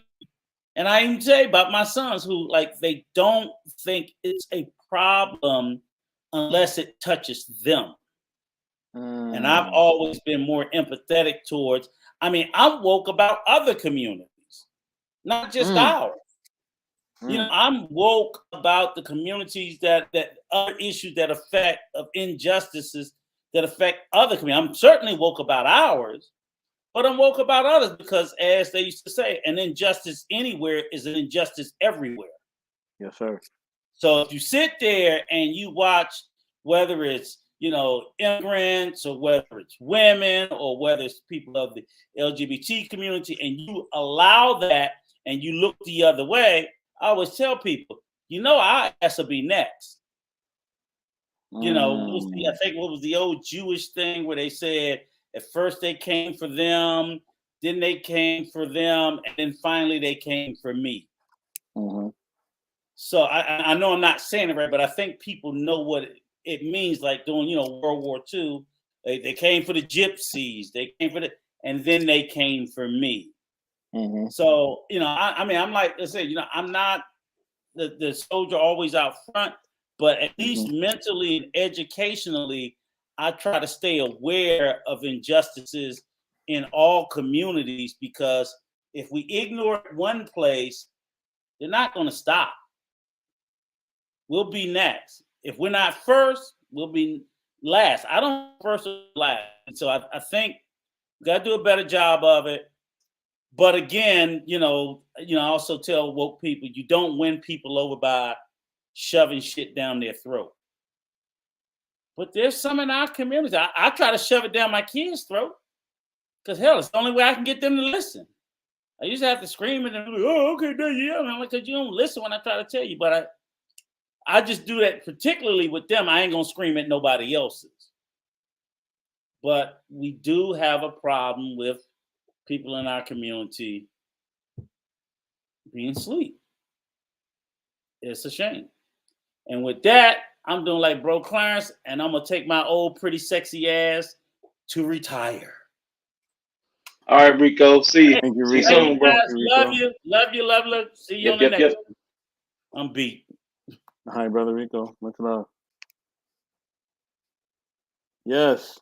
Somebody give Rico a Red Bull. Yeah. You need some wings. No, we don't need an old drunk dwell long anywhere. No. Think about that now. Think about it. Oh yeah, you're right. That's what powers that young man. We love you for that, but I'm sorry, I didn't mean to do all that. No, that's cool, Auntie. Question number 4: can woke people at times push their perspectives on others? Yes. And I would like to say thank you, Sister Patrice, but I was woke at 11, so I like to say that I am cognizant or aware of what is going on, because we've got to think about it. We don't just wake up and then be awake. What do you do next? There's got to be something else. And you're right, not everybody leads. Not everybody is at the forefront. Not everybody's at the forefront all the time. So, well, damn it, I guess it's me, and I guess it's now, and this is what we're doing. But yeah, I think that even hell, I want to see my family come together and fight the good fight for all of us, set an example for everybody else, be open and honest about all the stuff. But then, real talk, am I sometimes too community minded or child or black male focused when I'm in other spaces? It could be possible. But then I weigh that against what I know is most important. If I offend you, let me know. I'll stop or I won't come back. If you tell me this is not how we move over here, I can either make an adjustment or I can leave. And that's any relationship. So, yes, but we have to be understanding if we're ever going to get to the point where we can move forward. And that's how we start with communication. So that's my 2 cents. Auntie, thank you. Much love. You already know. Pops, you know what I mean? Much love to Pops. Welcome here. Hey, how's it going? Going good, sir. Question number 4: can woke people at times push their perspectives on others? Sometimes, not all the time. Some people are just a tiger never changes his stripes, and some people you can change their mind. The word woke, there's different definitions in my mind for it, but I kind of hear what you're saying on here. So people right now, they're living in a reality that's not real, and they're starting to wake up and realize that what they've been taught and what they've learned in school isn't real. They've been lied to. So they say it's easier to lie to someone than actually teach them they've been lied to. Now, I've been woke since, I don't know, 10 years old. I grew up in New York, so we had to wake up real quick. You know, I went to school.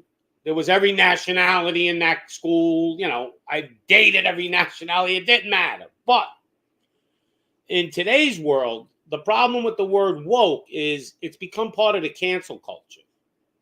And so you can't have a discussion, because what happens is you cancel your critics instead of having the discussion to basically wake them up and say, hey, you're wrong, but let's have a discussion.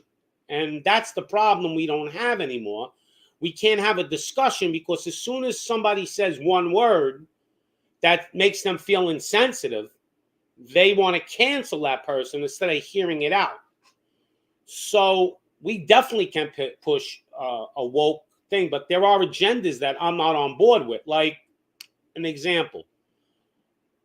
To me, sometimes woke is too much. Like in schools, I don't know what you want to call it, but I don't need them to teach my kid that he could be a boy, could be a girl, or my daughter could be a boy. And that's a woke thing too. And I got a problem with that. That's against my religious beliefs. Now, you can make a book about it, and if somebody wants to read it, that's fine. But I don't want my children being taught certain things that I believe are against the Almighty God, because he's the number one guy in my life. Okay. Anything that goes against what he says, I'm against. Now, as far as what you guys are saying, you definitely can wake people up. You know, there are people that you can't wake up though. They're written in stone. You know, just for an example, whether the earth is round or flat. Okay, I'm not getting into this flat, round earth, but if somebody is taught their whole life the earth is round, there is no doubt in their mind that they were taught this, and they're set in stone that the earth is round, and it don't matter what you say, you can't convince them. You could have proof, hundreds of proofs, hundreds of receipts. It doesn't matter. People only want to believe what they want to believe. So, but your question's a good question. You definitely can push your perspectives at others, and it has happened. A lot of people are becoming woke, but I think there's different wokes. You know, there's wokes with, let's say, race. And I'm on board with that. But I'm not on board with the teaching my child, a boy, my son, he could be a girl if he wants. So he can identify as a pizza. I'm not with I that. agree. You know, that's a little too crazy for me. I'm a conservative person. I believe in we have to have respect and morals for each other, no matter who you are. So I just think there's different degrees. You know, the word woke is a complicated word. It's become kind of mainstream now. If you know, years ago they didn't use this word in this perspective, but right now, to me, this word means basically cancel culture. You know, you don't agree with your critic, you cancel him. And I think we need to have conversations, even if you don't agree, because we got to get to the root of the problem. And until you're willing to hear something you don't want to hear from somebody else, you're never going to get to the root of that problem. And that's, kind of what I believe as far as with the woke. But I asked in the chat, like, what do you guys define as woke? Because, I mean, woke is like a big stream of different things. Now, it does have a meaning sometimes of, prejudice against people and things like that. And you are aware that that's happening to you. You're being oppressed. That's a woke. A person wakes up if they're being oppressed because of Pops.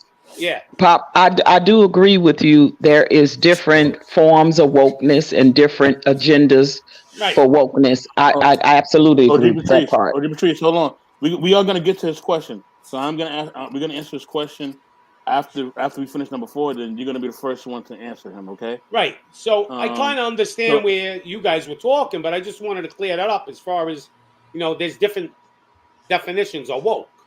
Okay. In my mind. We're gonna. I want you to remember that question, Pops, because I want you to ask it after I introduce my problem. 2 new guests, Mr. Blackman Unfiltered. You know what I mean? Peace and blessings to you, brother. Great to see you, man. Knowledge and relationships. Woo, family. You know how we do, baby. What's going on, man? What's going on, family? And definitely shout out to the brother Kamuru Fresh.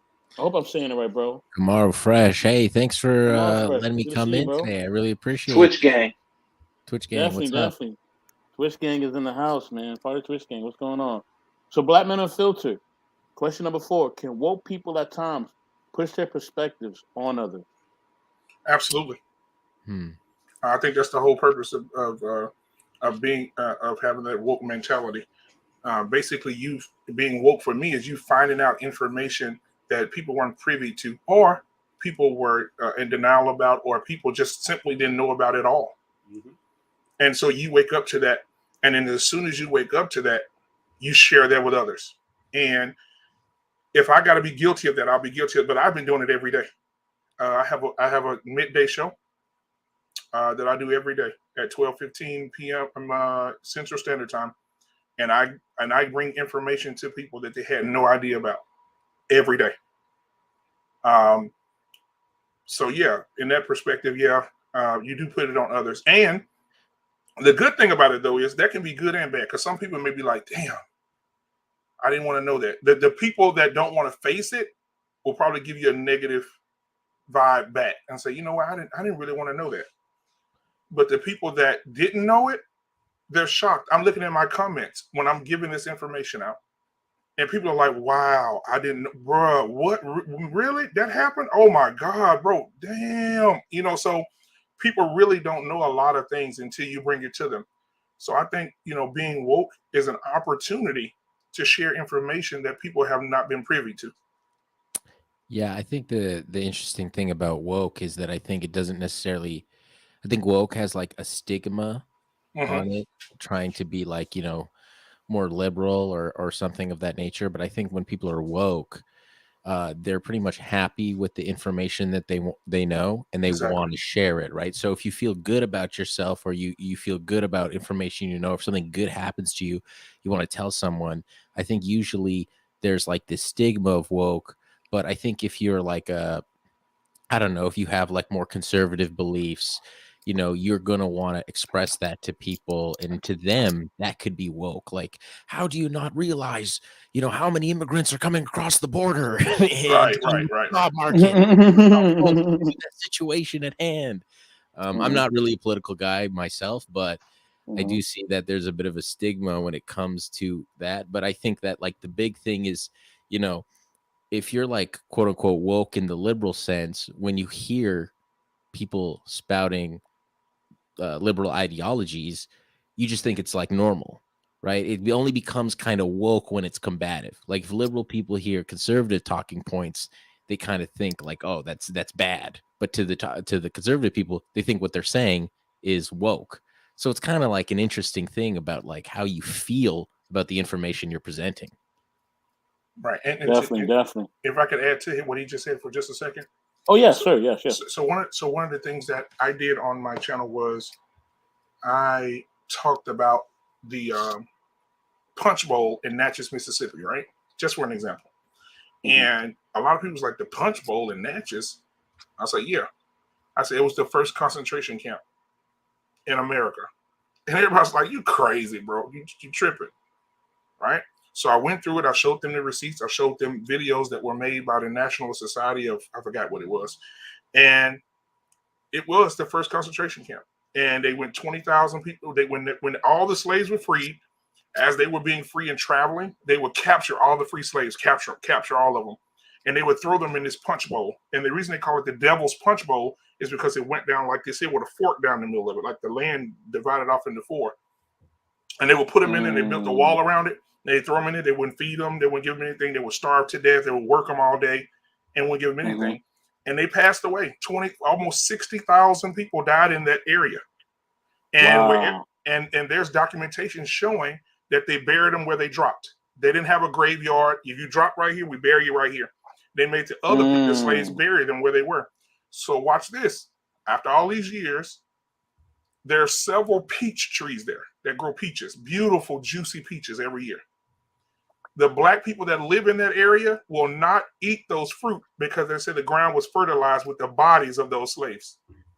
And every time the Mississippi River floods into the Devil's Punch Bowl, it washes up bone fragments of infant babies, bone fragments of women and men every day. And it's 2022 and it's still coming up.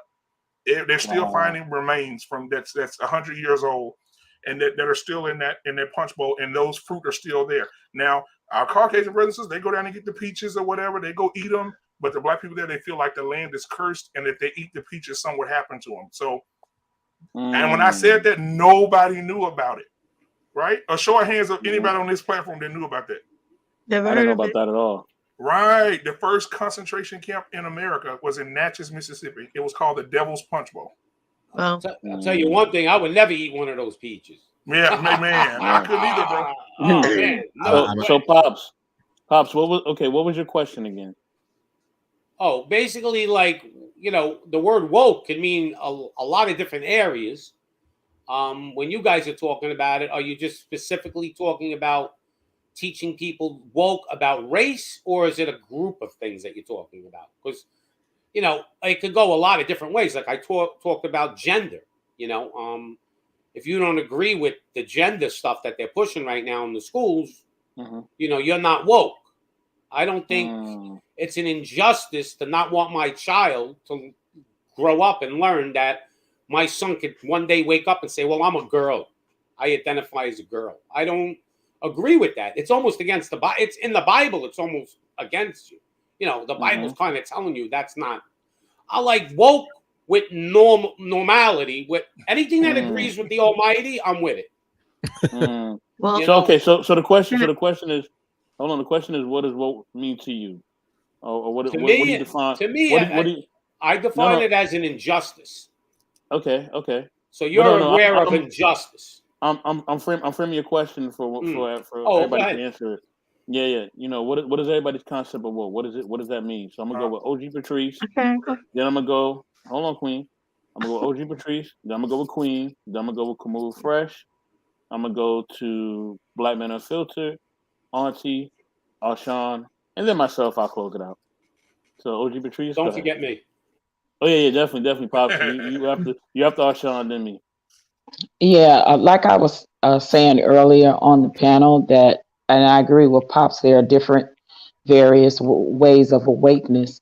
Some people are awakened to one specific thing, right? And then some could be awakened to a broader view of things. For me, mine is a broader, because I became spiritually awake, and I want to explain why it, and it all stemmed from me tracing my ancestry, guys. That's where my journey started for me. Once I traced my ancestry, I learned about the spirituality they practice. Once once I knew the tribe I came from, I wanted to know more about my people. So, and then I went on this whole political journey. Everything that I was taught to believe and was raised traditionally in a democratic household, in a democratic society, my mind is totally changed about that now. When it comes to spiritually, that spiritual walk, when it comes to economically, when it comes to um, uh, uh, racial disparities and equality, when it comes to systemic racism, when it comes to the government, it's so many broader things. I went on this journey of reading, getting so many books. That's how I learned about the medical apartheid against our people. I read the book about medical apartheid. That's how come I knew so much this morning about what Black Man Unfiltered was talking about when he was talking about J. Marion Sims, the father of gynecological. He was really the devil for my people, because he used my people. He used my women and Black babies to experiment on with no anesthesia. A lot of those women bled out. They bled. They were deleted right there. And he would just go dump them and get another one and experiment on them. And this is a man, they got a statue. Well, they had the statue in Central Park. They tore it down. So for me, it was an awakening beyond awakenings. And I went on this, and Dr. Joy DeCruz, the babies, the babies that he used instruments, the shoehorns, and stuck it in literally in their brains. Like all of these things, the health disparities that Black women go through, like all of these things, guys. When I tell y'all, I start reading so many books. I read A Medical Apartheid. I read Powernomics. I read Dr. Francis Cress Rosling. I read Dr. Joy DeCrue, and I looked at some of her stuff on YouTube. Like like it was almost like something in me. It's different now. And that's the awakening that I came to as I was educating myself. But the views of my family and friends were, oh my God, you've changed so much. You have this wealth of knowledge. You so this, you so. So when I say that woke people don't have to go around telling people they woke, they know they are in their convictions. They don't have to say I'm woke. I knew JP was woke. I knew Pops was woke. I knew Black Unfiltered was woke. I knew Tammy was woke. I knew Queen was woke. Like I know woke people. So we don't have to, we see it in each other. So our convictions when we speak and say things and pushing our perspective, if you will, in a way that's to have you to be aware, to learn, to grow and have knowledge about the things, especially for my people, because they're not teaching it in our schools. So I'm like you, Pops. Listen, I'm glad I'm not raising a child because he'd be homeschooled or he would be going to private school. If at this day and age, I wouldn't raise a child in the public school system. That's just my opinion, But yes, a lot of things I've discovered that was the atrocities from our own freaking government, guys. So when I hear Pops talk about, I know he know what he's talking about on a lot of things. I'm not saying I agree with everything, but most things. And other woke people see it in other woke people. We don't have to go around saying we woke. So Thank you. Thank you. it carries a lot of weight in all different forms. So yeah, I digress. Thank you, OG Patrice. Thank you. Thank you. Um, Queen. Queen is next. So Queen, what I mean? What does the term woke mean to you? Well, when you're woke, like you wake up, like you're just aware. You're alert Mm. and you're aware of what's around you, whether it's political, physical, mental, emotional. You're just aware. You wake up every day, you're aware, hey, the sun is out. Hey, this is going on. I think you're just aware of what's going on. I don't think it's necessarily just on, oh, Black people's racism and stuff like that. I think you're just aware. You're aware of the facade and you don't give into the mirage mentality. Like, oh, I think that there's water over there, so let me just go and as I drink a mouthful of sand, hey, there's some more water over here. I think that's water, and you don't give into the hype. You don't give into the mask fantasy island mentality. You got to wake up one day, you know. Um so I think you're just aware. You're aware of what's going on, and you like OG Patrice said, you don't have to I think she said it, you don't have to walk around and state it. It's just the way you move and your state of being, and you're always aware of, hey, I don't know everything. I think also that's a woke person, is that there's so much I don't know. I'm always learning. Nobody knows everything. And I do want a little sidebar. I learned a lot from Uncut with Daryl Longstream the other night. He had a very long stream and it was very informative. And it was also very overwhelming about, I learned a lot about the Gila cell, Henrietta Lacks, how this Black woman walked into John Hopkins Hospital and never walked out. And her cells from 1951 are still being used for so many things. She left, they had her leave 5 children behind. And her family, I think, to this day are still fighting for her remains. That's crazy. That's crazy. It's almost like a roach motel. You check in, you ain't checking out. She literally did not check out. That's crazy to me.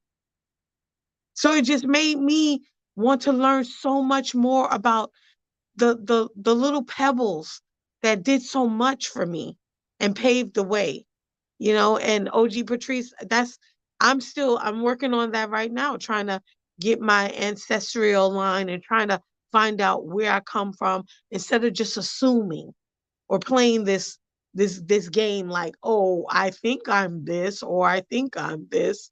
But yeah, so that's what I think woke is. You're just aware. Yeah, that's it. Thank you, Queen. Thank you. Thank you. Thank you. So next up, I have Brother Fresh. You know what I mean? You're next. Go ahead. Hello. Okay, so what do I think woke is? I mean, the first time I heard the term woke would have to be like 10 plus years ago. I remember being on like, and this is gonna be sound kind of weird coming from a guy who's like not black, but I remember being on a lot of like uh black supremacy forums and stuff back in the day, like learning, like getting put some knowledge on. And I remember hearing like, stay woke, learning some things, and not even just black supremacy forums or whatever. I'm just kind of being silly when I'm saying that, but like a lot of like black power movement stuff. Like I remember watching people talk about stuff about Dr. Yosef Ben Yakanan and stuff, and like getting put on knowledge on that. And to me, it always just meant like, you're like awakening, like you're awakening your third eye. There's this like cultural zeitgeist that is like creating this facade that we're all just, drudged through. And you really have to wake up to then start to see the reality of what's going on. But then I feel like at this point, woke has become like a pejorative, for whatever is kind of, I don't know, corny or self-righteous or self-serving. But to me, staying woke was always just like trying to um see beyond the veil, because it's trying to stop you from, I don't know, learning your true self or something. That's what I always thought that was kind of.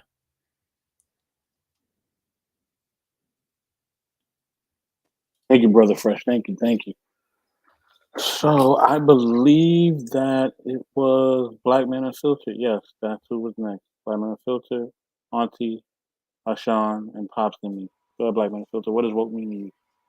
Um, Again, woke to me is simply divulging yourself into something, taking a journey. If I could piggyback on OG Patrice, taking a journey somewhere, becoming aware of something. Let me say this. When the other day on my platform, we talked about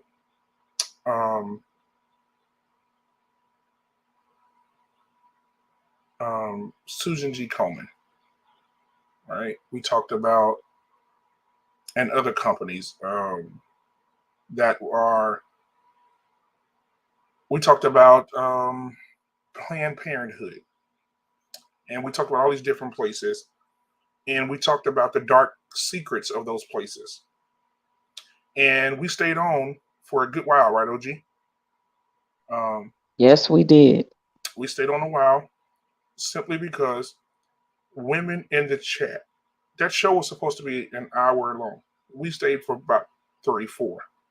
The women in the chat had no idea, none, about the hardships. Half of them had already went through Planned Parenthood, did things with that company. But we learned that Planned Parenthood was an evil entity created by very evil women. And women would go there to delete their children, and they would sterilize them. And she used black ministers and black officials and black physicians to spread the word. And she said, I don't want it to get out that we're trying to sterilize the women in the black community. So I'm going to send preachers people they trust, their physicians and preachers, to spread the news. And they did. And they sterilized several hundred women, thousands over the years, who couldn't have children after they deleted their children. And then I knew that it was. Then they showed pictures of her at a Klan rally, speaking at a Klan rally, that she would sterilize the Black community. And a lot of people still associate with Planned Parenthood. Susan G. Komen, for breast cancer awareness, almost 35% of her proceeds go to Planned Parenthood, right? So, and I had the receipts. I showed everything, documentation, right? Because I don't like to just talk. I like to show. Don't forget Hillary Clinton. I'm getting to that, yes. And Hillary Clinton is a huge supporter of Planned Parenthood, and the lady, I don't even want to say her name, and the lady that started Planned Parenthood. She says she's in awe of her. And so, and knowing all the dark secrets of this lady saying that she wants to delete all Black babies. And so being woke is me knowing this information and then sharing it. Now, not forcing it down anybody's throat, because when I go live, I can't tell you who's to come on and who to go off. But when I go live and these people are coming in, 15, 20, 30 people busting in at one time, and they're listening, and I see the chat. Oh, okay. Now I notice, oh, wow. Yes, that is what woke looks like. A lot of people are sleeping, and we have to tap them on the shoulder and say, hey, wake up. Look at this, right? We're supporting companies that even the Levi company. See, a lot of people don't know, and I'm talking about this another day, but the Levi company with Levi's, when they first made the first pair of Levi's, they said the Levi's was so strong that they, what did they say? The Levi's are so strong, it can't even break a nigga. And in between, on the Levi's, if you look at the logo on the Levi's, they changed it. But the logo on the Levi's, they had two horses, and in the middle of those horses was a Black man in their jeans, and they were trying to rip him apart. And they could not, because he had on the jeans. And they changed the logo. Nobody knows these things about these companies that we support, right? Nobody knows. Nobody knows about Sarah Bartman. Nobody knows Sarah Bartman had a body like Serena Williams, and they hit Sarah, and they used Sarah Bartman as in a circus because of her body and how she was built. And when she died, guys, they took her body and chopped her up and put her on display. They had her body on display from the 1800s up until 1970. And then in 1993, Nelson Mandela, because she was from Cape Town, Nelson Mandela just told him, hey, listen, send her remains, please. And they gave her a proper burial in 2002, guys. And she died in the 1800s. And so these things this is what I was giving examples of what woke is. A lot of people don't know right now. A lot of people like on this panel are probably like, damn, really? Because we don't know these things. And so when I sit over here and I'm deep diving and I'm reading and I'm like, oh my God, to myself, that's what it is. That's what that means to me, to be woke, to tap other people on the shoulder. And what inspires me the most is Martin Luther King. Martin Luther King said, we talked about this today on my platform. I have lived long enough to see my dream turn into a nightmare. When he found out that they told us we couldn't get 40 acres and a mule, there's no way we can get, and this is for the ADOS people, there's no way we can get reparations. There's no way possible we can get that. But then when Martin found out that millions of dollars in subsidies were given to our counterparts, millions of dollars of land, millions of dollars of loans and low interest loans were given out. The things that we were promised was given out, and they told us they didn't have it for us. And Martin changed his mind in the end, and that's what ended him. See, as long as Martin was dreaming, he was good. But when he woke up, they deleted him. That's all I have. That part. Thank you, Black Minnesota. Thank you, Brother Fresh. I just subbed to your Twitch as well. You know what I mean? Much love to you, bro. Oh yeah, I see that too, bro. I would like to have him on my show as well. Yeah, thanks. I really appreciate that, man. I really appreciate that. Thank you. Definitely, and we love connecting and stick around after the show, Brother Fresh, because we'll talk more about connecting and working on some stuff. Everybody stick around. You know what I mean? You know how we do after the show. Auntie JP in the building. What is your perception of the term woke? What do you think it means? Peace, hey, Black Man Unfiltered. Brother, we gonna be together all day, huh? Just working double, triple shifts around these here parts. Yes, absolutely. You too, Sister Patrice.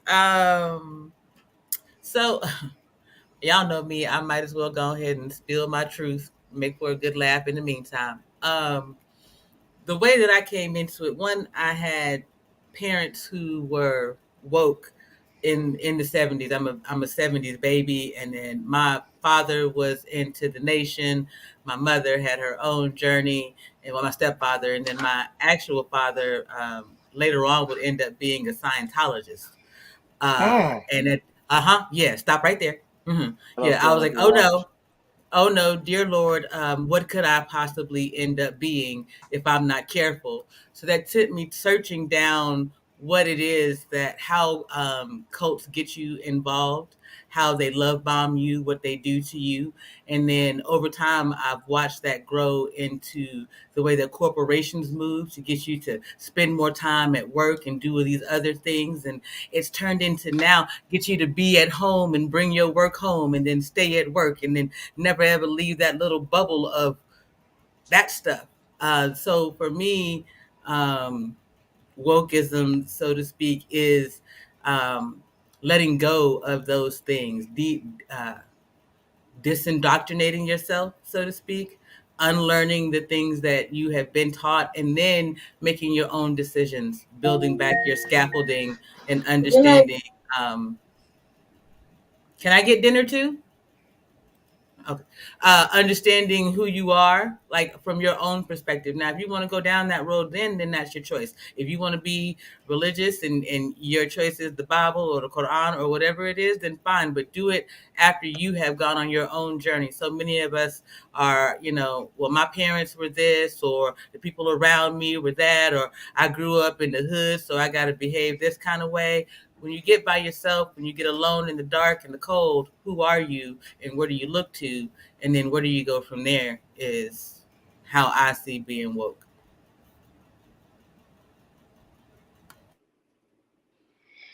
And I definitely agree with what everybody else has said. But Kamara Fresh stole my exact term, talking about the awakening.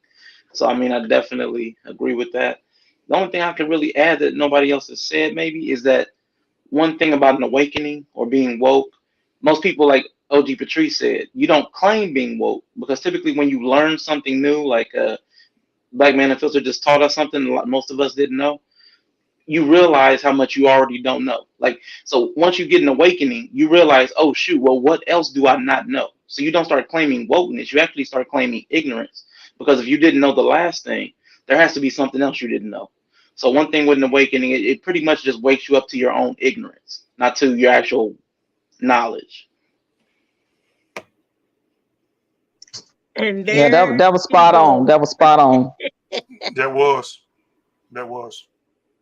Come We on, should we, come we should on, have one big round the woke way, show one day. Rashawn with that do rag on. LL Cool J. You're done, Queen. You're done. That's it. Drop off.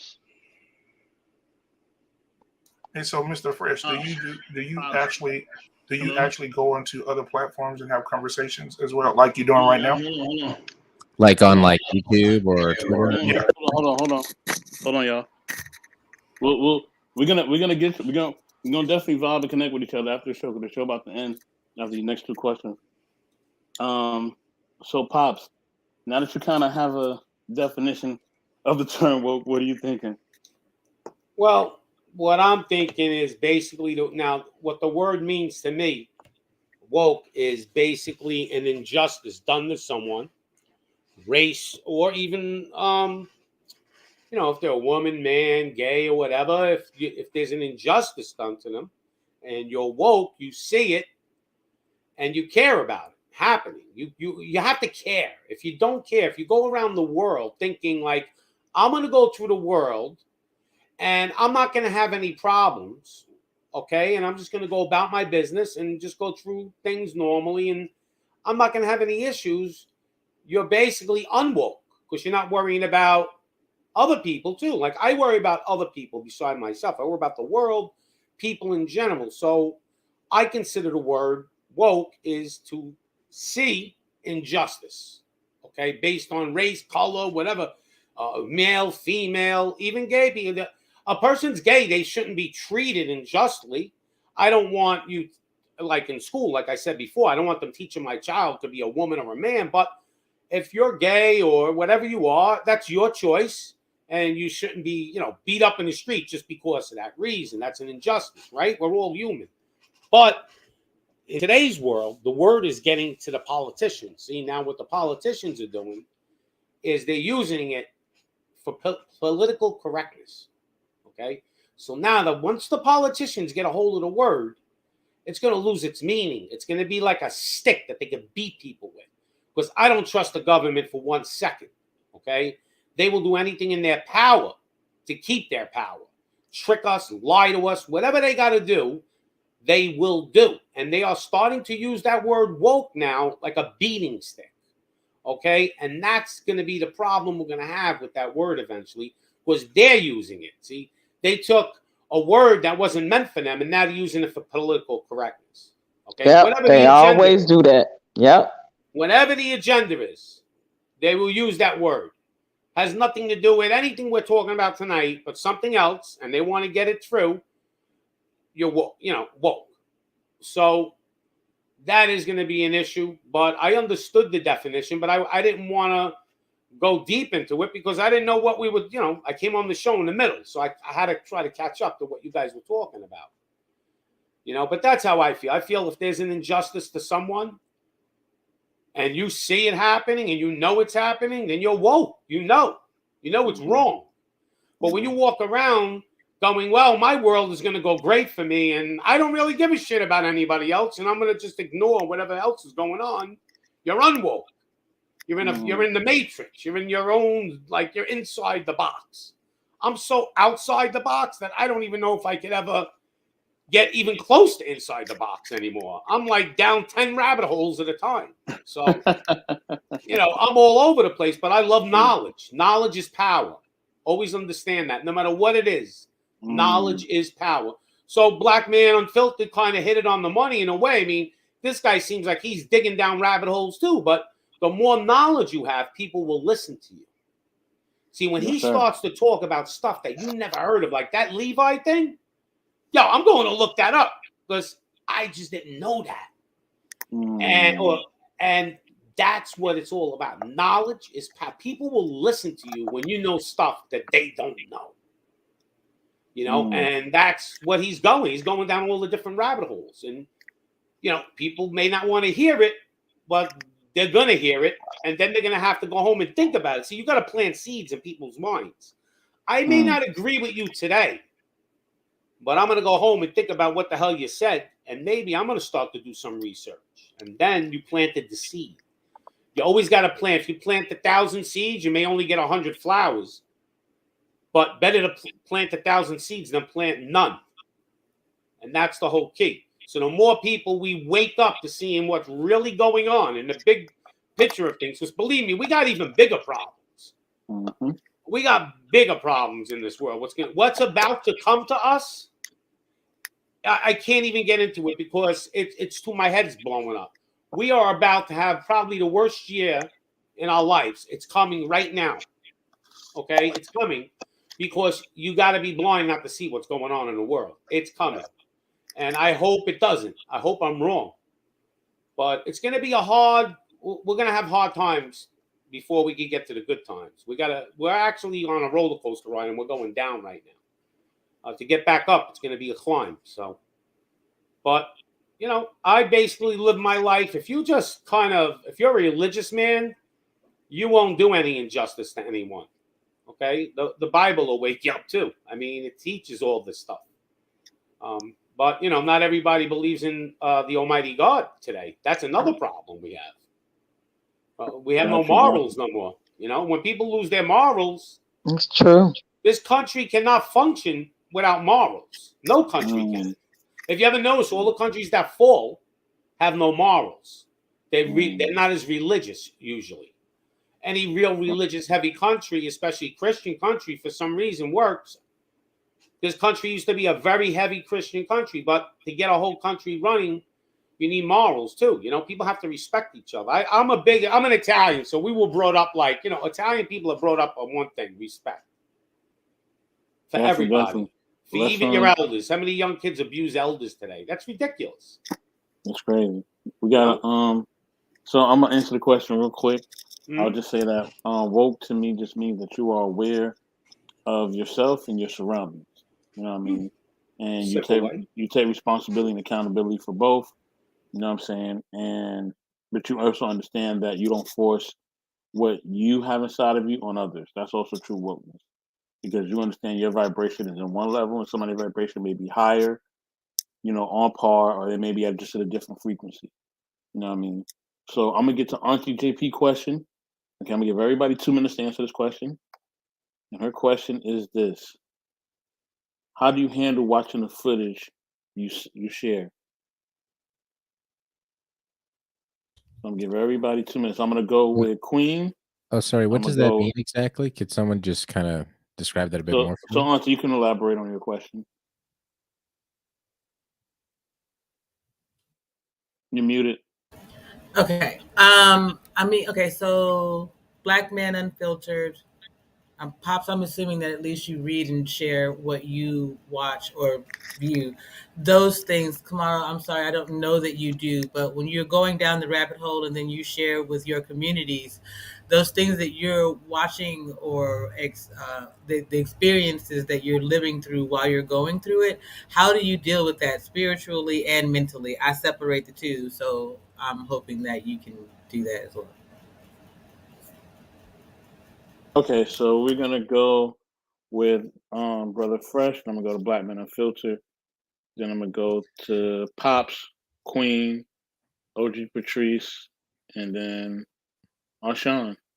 And I'm gonna end it with Auntie because that's her question, but I want to answer. I want her to answer her own question too. Oh, That'll be fun. can I be second? Can I be second? I'm No, you are. still trying to grasp it. I'm still trying to grasp it. Okay. So I think Black I Men understand Unfiltered. it, but I just don't want to say something like I just want to Okay. hear someone else talk first. So Black Men Unfiltered, kick it off. Everybody gets 2 minutes. You muted, brother.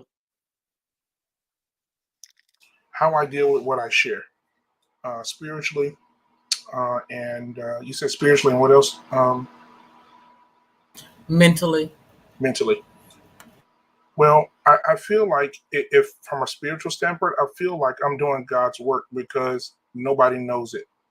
And I feel like if you don't know, my grandfather taught me, God bless his soul, that if you don't make yourself aware of everything that's around you, you will forever remain ignorant.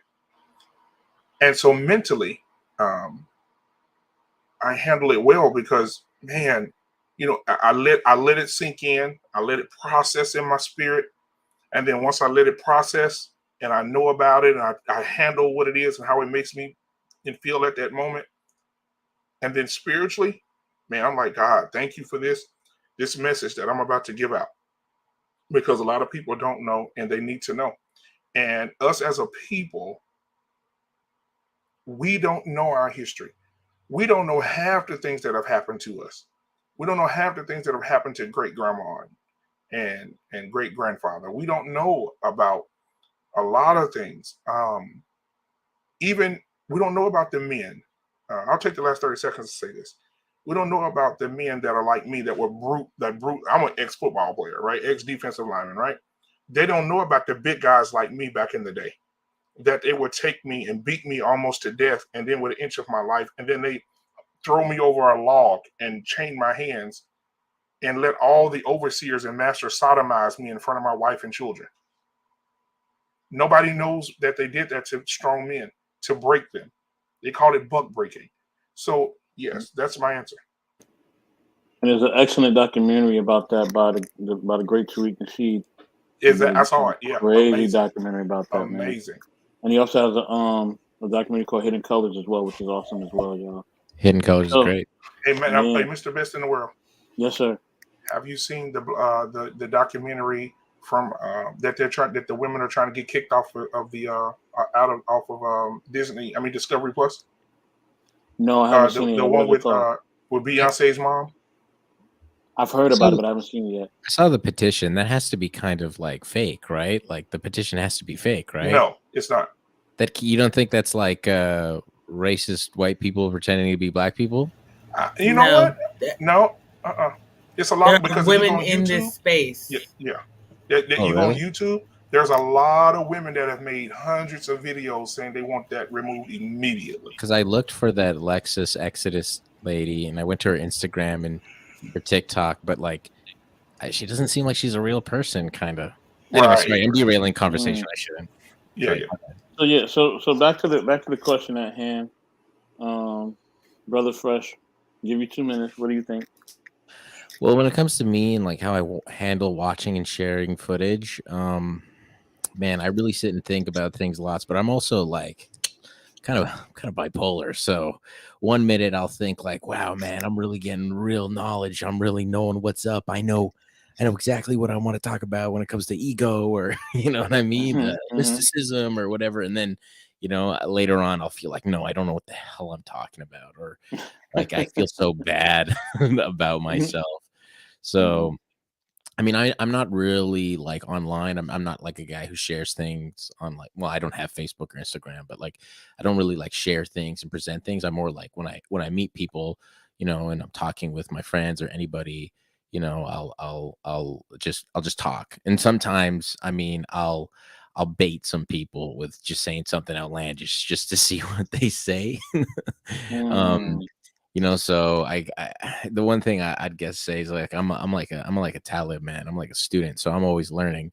And the thing is, though, I just don't feel like I know enough to truly even say a lot of things. Like even before talking about like woke and stuff, I know it's just like a myopic perspective I have, but I just feel like, oh man, why'd I even say that? I don't know if I actually even believe that's the thing I'm saying. So I'm a little like, I don't know, I like safe spaces, where I can say stuff and know that I'm not going to be kind of attacked too much. But that's why I always like to try to kind of be careful, because, I just know that, man, someone's going to dunk on me. I don't have much. So I know it's not probably what JP was asking for, but yeah, sorry. I'm a weird guy. No, it's all good. It's all good. So Queen, you know what I mean? You're up next. You know, the things that you share, whether it's on Facebook or whatever you share, how do you handle that? Queen? Queen. Oh, hello. I'm sorry. A queen Mhm. to be queen of. Oh, there she go. What happened now? How do you Re- handle the things that you share online, whether it's things that you share through social media, through Facebook? How do you take responsibility for that? Like, you think about it, like, I just try to put out positive, informative stuff.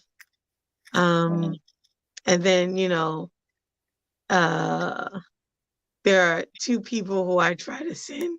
I send lighthearted stuff to Auntie. I always send her animals Oh, yeah. I said I need to to talk to you. encourage her spirit. But uh yeah, I try to send out things to uplift us, meaning like, wow, okay, look at, instead of watching the girls twerk and girls fighting or dudes stealing or doing crazy stuff, let me send out a video of a little 5-year-old black boy who's giving a presentation on the importance of reading and giving a speech to adults, 5 years old. Let me send about the little girl who fought like stereotypes about her hair, and now she's the youngest runway model to be featured in what do you call it, Fashion Week or whatever else, and she rocks her natural hair. Like, let me put out a different narrative than what is being forced down my throat every day. So I just try to share, and I think the information that I get, it's humbling, and it makes me feel sad that I didn't notice at an early age to be empowered. But now that I do, what kind of mark am I going to leave? Thank you, Queen. Thank you. You finished right on time too. Thank you. You always make fun about me with the clock. So We just make sure you're awake. You know what I'm saying? That's it. OG Patrice, what do you do about the things that you share? How do you take responsibility for it? Things you share, do you think about it? Like, what do you do? I'm gonna give you time to speak on this. Yeah, from a spiritual standpoint, when I share footage, and I always try to share educational stuff. I send things to my grandchildren that is age appropriate for them. I send things to my son, my brothers. I have conversations with my family about it because a lot of things that I know that I'm sending to them, and I do it with my family first a lot of times before I send it abroad or talk about it abroad. I know that it's going to be contradictory there because, like I said, we were all raised in a family of a certain way, and I am totally the opposite of that now. But I still, try to give it to them and feed them and give it for food for thought. Sometimes they understand it, they get it. Sometimes they accept it, sometimes they don't, and it's okay because I don't argue with them about it. And just like I've made a conscious decision not to argue on these panels, no more about it with my people or anybody else for that matter, because it leaves my spirit vexed. So to answer that question, JP, sometimes my spirit is vexed, and I literally have to rejuvenate myself in my spirit a lot of times because of the heaviness of things that I carry, as well as mentally. I have to digress from a lot of things. I have to detach myself and regroup, recharge, refresh myself. I'm now taking the time to go get me massages once a month to pamper myself, to get back mentally focused, whatever that takes for me. Get off these YouTube streets for a day or two, just and not listen to nobody, just to shut it down. So those are type of things I do when I like send out footage, or if I'm watching footage or have discussions about things that weighs heavy on me. I have to find healthy ways to release it. So for me, those are some of the things on a spiritual and a mental that I do for me, because it helps me, and it's healthier to do it that way, because you can easily explode as you see a lot of people have done in these YouTube streets. And that's one thing that I don't subscribe to. I've literally unsubscribed to some channels. I'm no longer a part of gender war channels. I'm not subscribing to that. Anything that's unhealthy for me, I'm no longer going to subscribe to, or I'm not going to listen to it. I'm literally removing myself from, and have removed myself from certain platforms. I have to be Yeah. in a healthy frame of mind mentally, and I have to be in a healthy frame with my temple spiritually. Thank you, OG Patrice. Thank you. So now I'm gonna go to Pops. You know what I'm saying? The things that you put online, the things that you post, how do you handle it? You know what I mean? What do you do? How do you handle it? You know what I'm saying? And do you think about it? Are you thinking about other things? Like, what's your answer to Auntie's question? You're muted. You're muted, Pops. I said spiritually, I could go super deep with it, but it always becomes a controversy with spiritually. So what I try to do is simplify it. With spiritually, I believe in three things. Basically, love thy father with all thy heart, love thy neighbor, and praise the Almighty, the Most High, always. And that's where I just stand that way, because to go over the Bible and things with people, it just becomes a Bible thumping bash, and I'm not into that. Okay, I try to keep everything I do, even my shows, I try to keep them in a simple man's language, because if you start talking too fancy, a lot of people aren't going to understand what you're saying. So I want people to have an open mind, and I tell people, look, this could be conspiracies, some of the stuff, but open your mind, because conspiracy theories 6 months later become reality. Who would ever think a year ago that we would have to have this to go into Cheesecake Factory in New York City, or they won't serve us? We would have said, you're crazy. That'll never happen in this country. Well, it's happened. Now, as far as the way I do with my shows, like I had a show I made the other day. It's called The U.S. is Broke. So what I like to do, I see Unfiltered likes to do a lot. I like to go into the history of things. How did we get to where we are now from 150 years ago? So I break it down how we went through these generations of from 150 years ago all the way up to current time. How do we get there? Why are we broke? And I do a lot of research. Sometimes I dig deeper in certain subjects, but I always try to come with, receipts most of the time. But I still always tell people, don't believe me. Go do your research after you hear what I got to say. So you can never say I said these are all facts, but I do open your mind and I plant the seeds. And like I said, this show, I thought it was one of my better ones that I did because I did a lot more intel, deep digging. And I just broke it down from 150 years ago till now, how we became broke, the United States, and what they were doing to us. Because the victor always writes the history, right? So we have to Yeah. search that, and we have to find the truth that they didn't tell us. So, Pops, we're gonna I'm move done. on to Auntie. Yeah, thank you, bro. Thank you. Appreciate you, Pops. Much love. So, Auntie, your question. The answer to your question. How do you handle it? Auntie, talk to us. So I'll be honest. When I first started, and just before I left after being sick, um, I didn't always handle it well, so to speak. First of all, I would search out the fellas who were in the space looking for the deeper things, and get their get their shorter version of it, so I wouldn't have to go through watching the whole thing.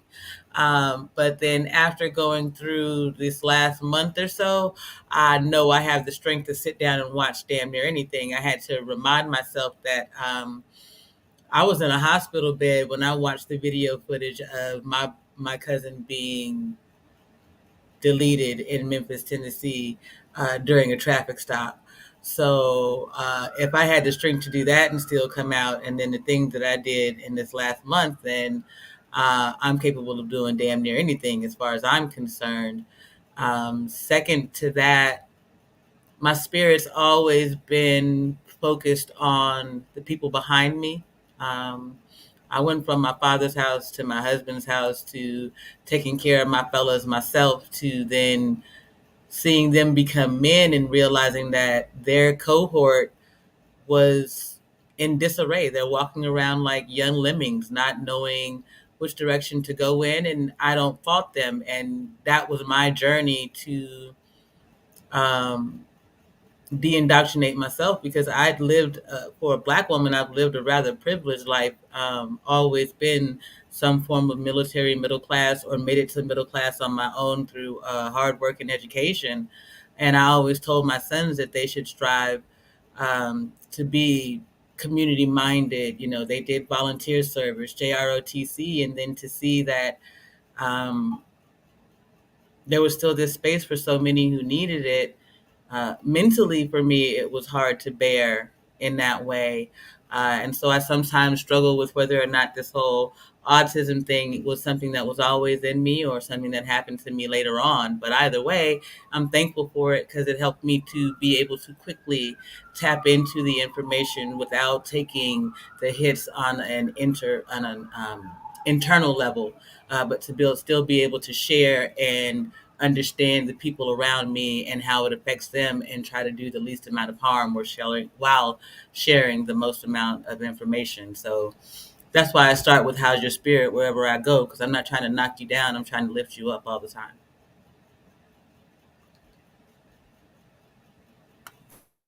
Thank you, Auntie. Thank you.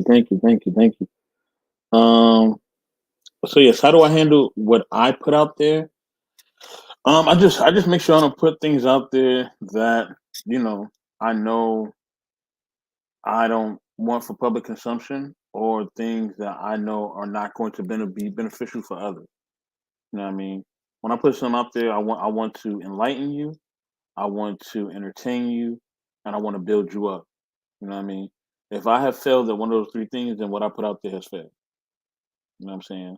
It's all about me making you feel better, laugh, have a good moment, think about something when I put the things out that I put out there. I used to use social media sometimes to vent, but I did see that that was not good, because it was more detrimental. You know, and that I needed to talk to people who actually cared, or actually I can actually vent to, and then let social media be my outlet for positivity and for love and for things that actually can help motivate people actually help people move in the right direction. So um, that's what I decided to do, and that's what I'm going to do, and that's what I'm gonna keep. That's what I'm gonna keep doing moving forward. You know what I mean? I think the things that we put out there, it does represent who we are. At times, it doesn't represent who we totally are, but it can represent who we are. Um, we're gonna get to the last question of the night. Question number 5. Hopefully, I'm not struggle streaming. I might be. Can y'all hear me? You are a little Hello? bit but you are a little bit struggle Hello? streaming. Yeah, you're struggle streaming a little bit. Can you hear us? I'm struggle streaming. Yes, I can hear you. Can you hear me? I can hear you. Can you hear us? You struggle streaming a little bit. Okay, I think I'm kicking. I think I'm back. I think I'm coming back. Oh, I'm back. Yes, yes. Thank you, OG Patrice. Thank you. OG Patrice, she pulled me out the water. Question number 5. I'm gonna give everybody 2 minutes for this one. Um, are we all wake and sleep when it comes to certain aspects of life? Ooh, man. So I'm gonna go. I'm gonna do a ladies first on this one. I'm gonna go Auntie, OG, Queen. Then I'm gonna go to Pops, Brother Fresh, and I'm gonna close it out with Black Man. You know what I'm saying? Well, I'm gonna go with myself, and then I'm gonna go close it out with Black Man. I know Black Man gonna come powerful, so he gotta go last. He has to. I'm probably struggle streaming right now. Again, Nah, you're good. Um, is it an am I back? and? Am I back? You're back. Is it an and I'm or struggle streaming thingy, or big time. Uh-oh. is it me streaming? Struggle streaming. Is it me? No, I think it's him again. It's me. It's me. It's me. It's me. Okay. Hold on. Um. Go ahead, Auntie. Go ahead. Go ahead. Well.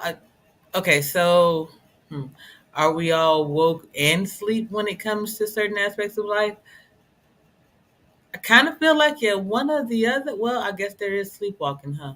I know. I kind of feel like, um, like I said last night, it's a journey that we go through from our ego and then into our super ego, and then after that, where do we go? What kind of transition do we make? Uh, some folks continue on their journey. Other folks just kind of, all right, I made it to the point where I do the least amount of harm and the most amount of good, and I'm cool with that. And I think, Shout out to at the information, man. yeah, I think at the end of the day, if we can reach homeostasis, then I think whatever you call that, or however you name it, woke, sleepwalking, not being aware of your surroundings and doing the least amount of harm, the most amount of good. Um, I don't know exactly. I don't know. I guess it's too hard for me to think of them both as think of it as an and. I, Okay. Okay. Okay. Yeah. Okay. All right. So we're gonna go to Queen. You know what I'm saying? What's the oh, are we all woke? Sleep. Um, yes. I think we all need awakenings when it comes to certain things. I think sometimes we can be so aware of one thing that it can make us ignore the other part of it. I think there's a balance to everything, you know. Yeah, that's all I have to say.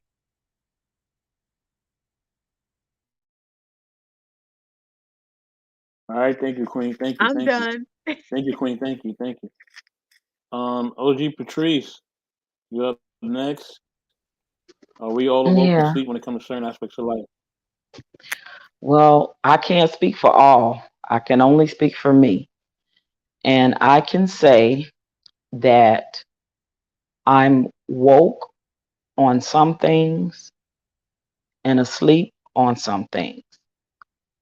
Um, the things that I've become awakened to, I've talked about on this panel tonight.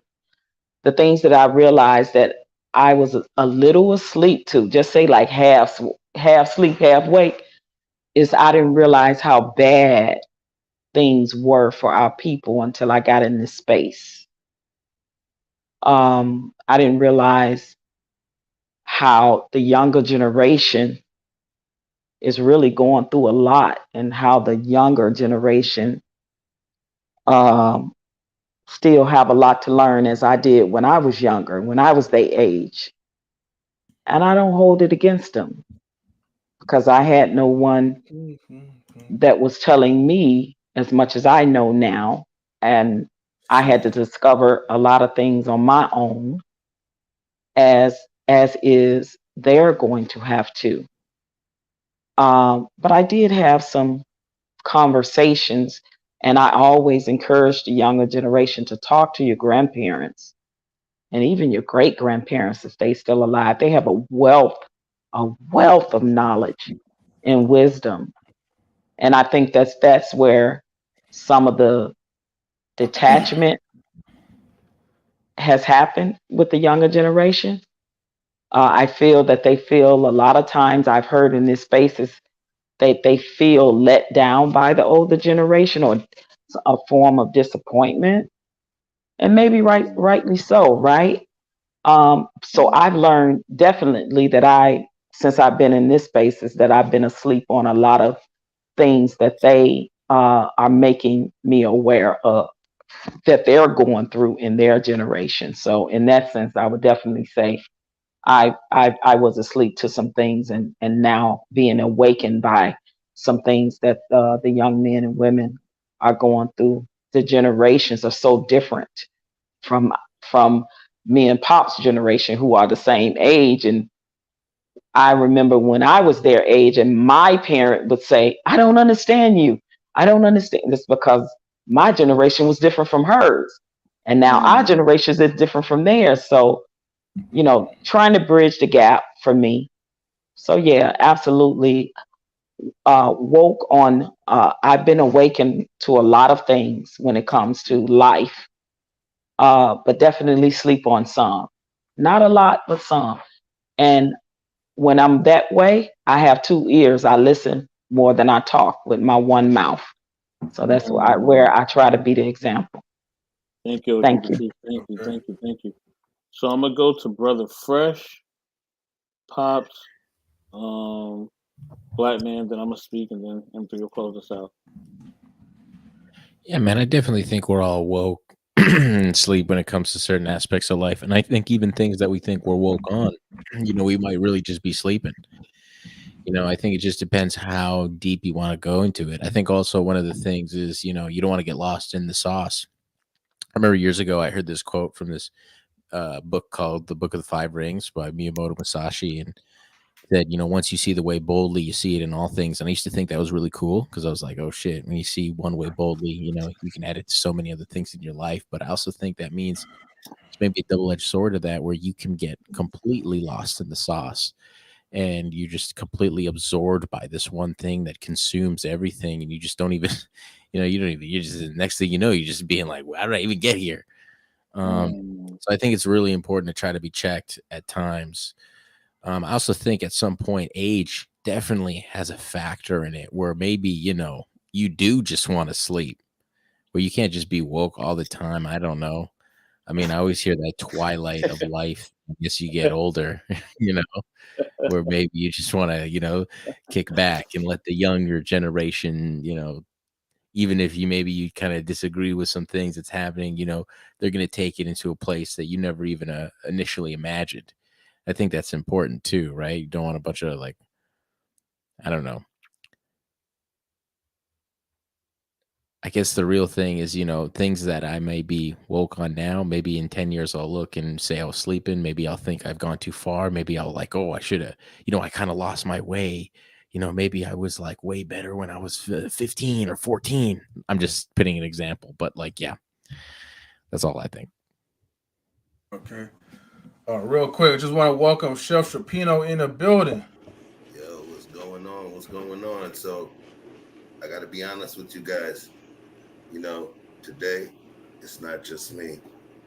You know, I got another chair next to me, so got a little surprise for y'all. Come on through, special guest. Victor Freeze, what's up, man? My man, Victor. What's up? What's up? What's up? What's up? Man, okay, so we're getting a 2 for 2 in one screen. I feel you. 2 on one screen. Salute, gentlemen. Salute. The shelf is here. What's going on, OG? What's up, JP? How was your spirit? Good to see. It's good to see you, fella. It's been quite a minute since we've had a chat. I'm glad to see you gentlemen together. Nephew, you know, we gonna talk, me and you. Wait, hold on. Come on, Mr. Bass. Come on, How bro. you gonna get in your feelings, man? Chef, what's up, man? What's going on, Chef? Black Man Unfiltered. What's going on, my brother? How are you? What's going on, guy? What's going on? Chilling. What's going on, Queen? Wait, hold on. Am I back? Am I back? I was still streaming. Am I back? Yeah. You back. M3. Okay. Is that Chef and Vic? Oh, what's up, Black Man Unfiltered? M3, boy, I ain't seen you since. That's the M3, hold on, man. Hold on, bro. Let me cam up, man. Hey, man, M3. What up, man? I ain't seen you since Moses threw the tablets off the mountain, boy. What's going on, man? Nothing much, man. Just been chilling, man. Been working hard, man. I know, man. They told me you got back into stripping, bro. Got back stripping? Oh, no. We'll save that for you and those male strippers, man. Those dancers, right? Your birthday parties. M3, don't be stripping, man. Nah. I'm willing to manage your OnlyFans page, though. I mean, Daniel would have to approve it, but I'm just saying, if that's how you decide to go, yeah, I got you covered. I mean, if you ran to, like, throw the bang, I could put some, like, explicit content to it, but it ain't gonna be no stripping. You ain't gonna go out and see my body. The world ain't waiting for that. Nah, but it's good to see you guys, man. All you guys. What's up, Kamara Fresh? What's up, Pop? Hello to you. How you doing? I just want to say, hey, Black Man Unfiltered, I actually just have to go. Something just came up. I really wanted to stay and hear what you were saying. I know you said something about talking later. Is there a way I can kind of contact you? Yeah. blackmanunfiltered@gmail.com is my email address. Sweet. Sorry, everybody. I got to go. But thanks for having me in the chat, everyone. I really appreciate it. Follow me on Twitch if you can. Kamar Fresh. And sorry, I got to go before I hear your pops and you too, Black Man. No, all right, man. Appreciate it. Kamara. Nice meeting you. Nice meeting you, bro. Email me. Yo, Pops, I'm sorry I didn't even greet you, brother. What's going on, man? That's all right. I was gonna tell you, you please stop making those videos. I'm gaining weight. Every time I watch one of your videos, you're cooking, I see all that juices coming out and the sizzle, and it's killing me, man. I get hungry watching your videos. Chef's videos where he's cooking, man. It gets me. I saw it too. Hell, I'm gonna be like this here. He sent me one directly on my IG. I was like, oh, I got to get some of those for real. He made those beef oxtails the other day. I was getting like super. I had to go get a steak. I had to eat a ribeye right after that. Yo, your intros, your Pops, your freaking intros are trippy, man. But it's like they go hard in the paint. Like, man, the dudes in the men in black gonna come knocking at your door with the pens, man. I'm telling you. Yo, if anybody understands, go to Pop's page. The intros that he has is like they were video within in itself. Thank you. So, Pops, question number 5. You know what I mean? Are we all woke and asleep when it comes to certain aspects of life? I think everybody is woke and asleep. It's the degree of how much you're woke and how much you're asleep. And how I'll explain that is simple. Knowledge. I always, I say knowledge is power. Well, knowledge will find you the truth eventually, too, if you dig deep enough. So, the more knowledge you have, in the majority, the more woke you're going to be and the less sleep. The less knowledge you have, you're not going to be that woke and you're going to be really falling asleep because you got to know the truth. That's the only way you're going to wake up. I mean, you got to see it. You got to read it, you got to find it, and then you got to see it with your eyes to confirm it. And I believe that the more knowledge you have, the more woke you will get. And that's, basically what I would say about that part. Okay. Thank you, Pops. Yep. Let me see. Who else? Well, actually, who had the turn so far? So Black Man Unfiltered is next. Then I'm gonna go to Chef and Vic. Then I'm gonna go to myself, and M3, you close it out. So Okay, for sure. 5 minutes filter. Question number I'm 5. Yeah, I'm gonna shake it up a little bit. I Yes, think sir. when you're woke and sleep, you're a zombie, and so I think that again, going back to what my grandfather taught me a long time ago, if you don't make yourself aware about it. A lot of people ask me, "How do you know all that shit? How do you? What are you doing? How do you come up with? What are you? How?" It's because, man, even as a teenager, even as 13, 14 years old, I was reading this stuff. Right? Nobody wanted to hear it. I tried to get up in church and talk about it. My mom was like, "Don't you talk about that?" And so it was suppressed for so long under the command and the of your mom and leadership with your father and stuff like that. But I used to, as I got older and became a man, I started sharing this with people. And so, yes, I mean, I don't think you can be woke and sleep. I think when you woke, you woke. And I think when you become aware of everything, you become aware. And because the reason I say you can't be sleep about certain things, because you're always aware, you're always looking, you're always reading, and everything leads to something else. You learn something, it leads to something else. You learn something, it leads to something else, and something else, and something else after that. And so you just continue to move and move. And so you don't have time to sleep. Man, I mean, the other day I saw I forgot his name, but I was on some platform and they were start talking about the damn pyramids in Egypt. And I was like, hell, y'all going too far. There's one right here in Texas. There's a pyramid in Texas buried under the ground. They buried it. And it's in Rockwall, Texas. If you guys want to Google it, Google it. They named the town after the rock. They found it. It was buried 40 feet deep, covered all the way up to the point. They dug it up, found a lot of bones around that thing, and that belonged to some men that were probably 9 to 10 feet tall.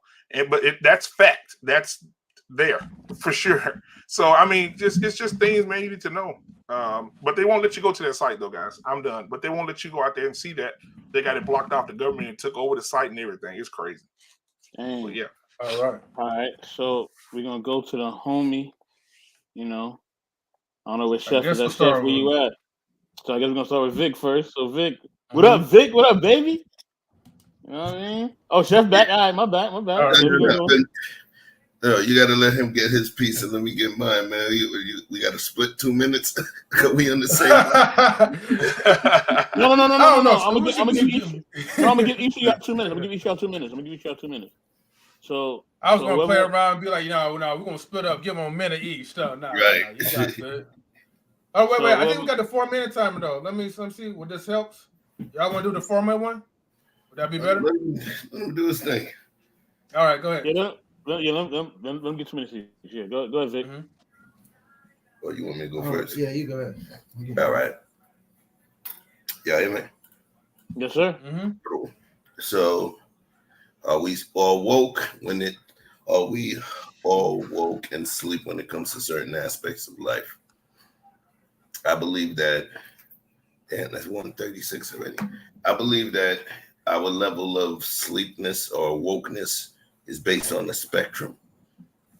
I believe as we move through life and begin to learn different things, each of those things that we learn become what's called an epiphany, right? Positive is an epiphany.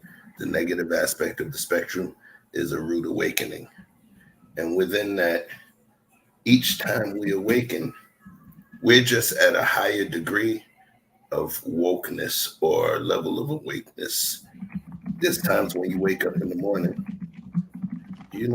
when you're awake, but you understand that you're not fully awake. Your mind is not always fully lucid. And sometimes you don't fully become lucid until certain points. Sometimes it's halfway through the shower. That's why they recommend for you to go and work out early in the morning, because your mind is not so lucid enough to talk your ass out of doing that run. And you may not become lucid until halfway back home. So back to the question. Put it back on the screen, please, because I want to make sure I tie the words in right. Oh, talking about You the got 10 question? seconds. So, in certain aspects of life, yes, yes, but we awaken and we continue to awaken. It's cumulative, but you never go back to sleep. You become more awake. You follow? Yes, sir. And that's the whole key, because you can't lose it. You will never go back to sleep. Once you try to go back to sleep, you're deluding yourself. Exactly. You see, you're the one that wants to go take the other pill. So, he doesn't care.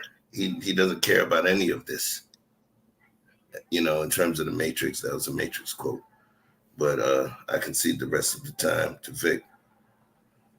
If not, okay, I was gonna use the rest of that bonus time. All right, you got another 2 minutes. Somebody gotta take it. Love is in the air every time I look around. Wait, hold on. Love is Vic, in you the ready? Vic, you ready? Yeah, you don't got to lean. I just want to kick a little something to y'all from the book of Second Esdras. Yes, sir.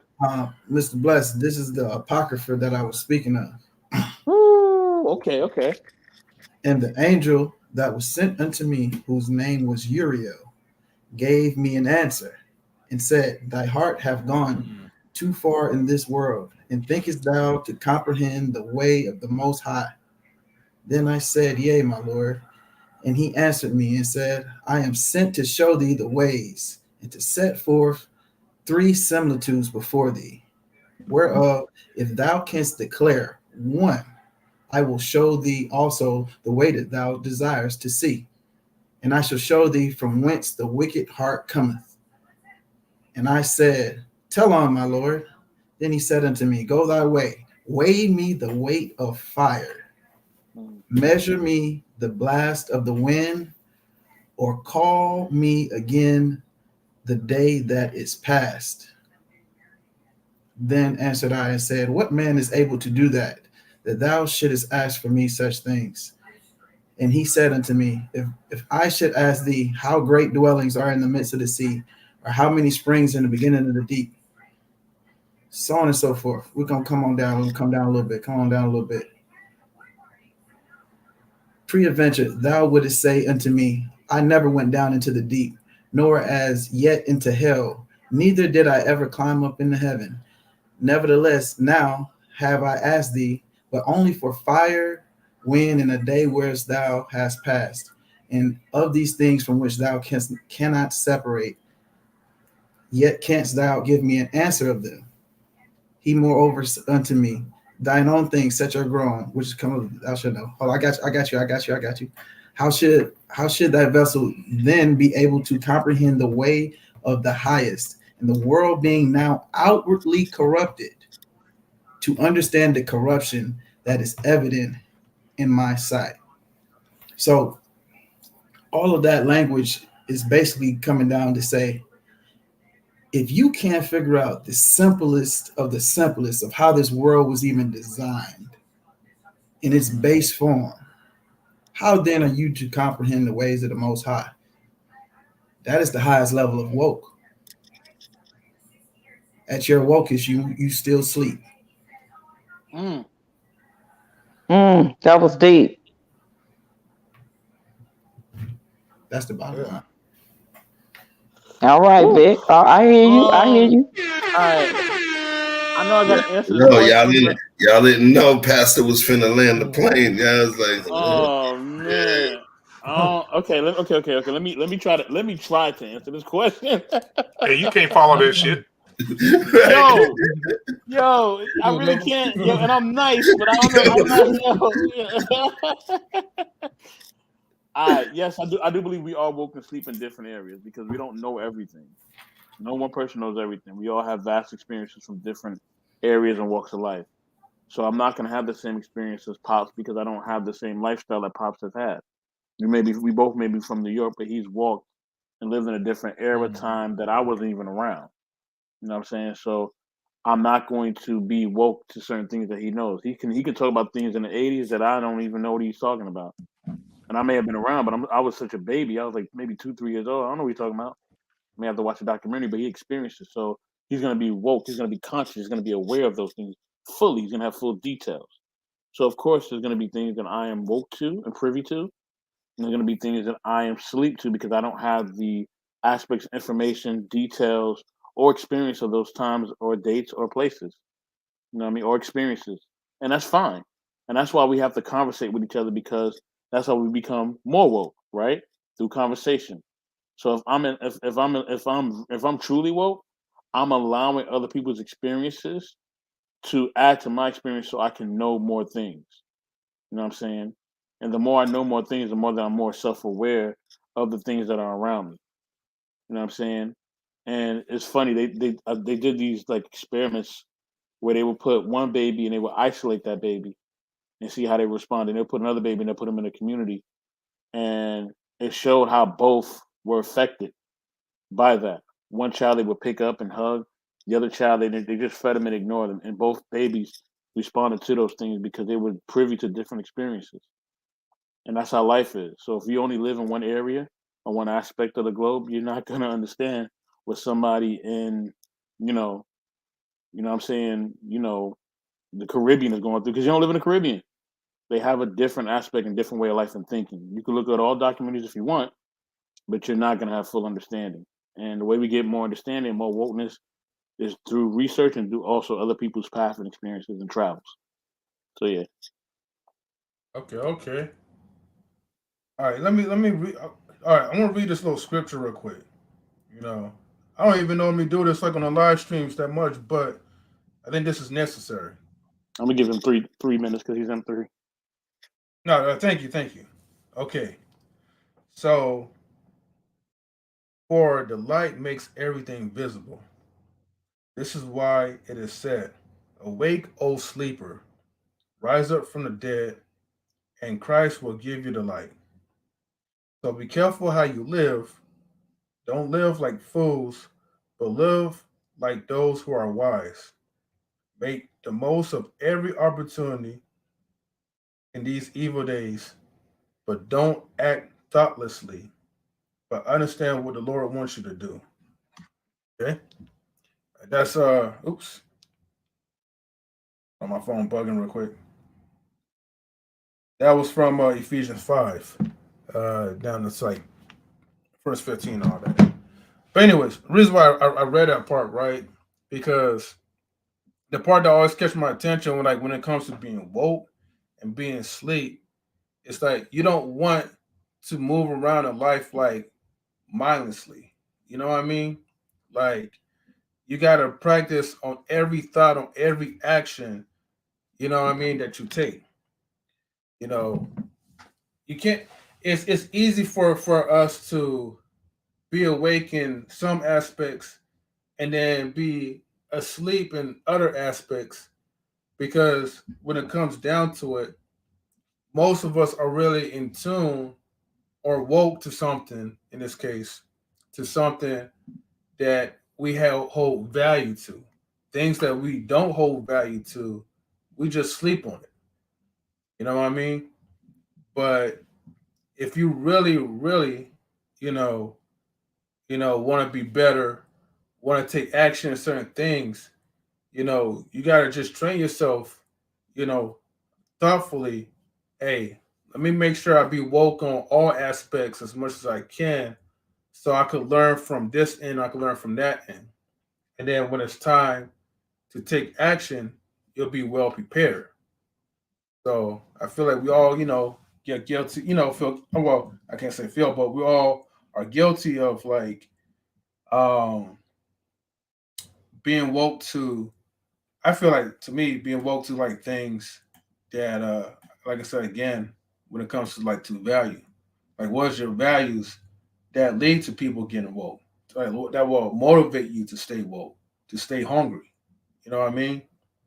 And when it narrows that down, you also got to have like a purpose of why you're doing it. What up, Sherelle? But yeah. Well,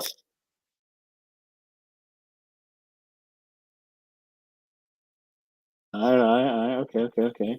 What's up? What's up, Sherelle? Was somebody calling me? She sleep again. I Sleep again. Y'all got know where I'm the at. clock. Stop it. Stop it. The queen needs to sleep. Huh? The The queen queen is asleep. is asleep. Whatever. But she awake Awaken now. her.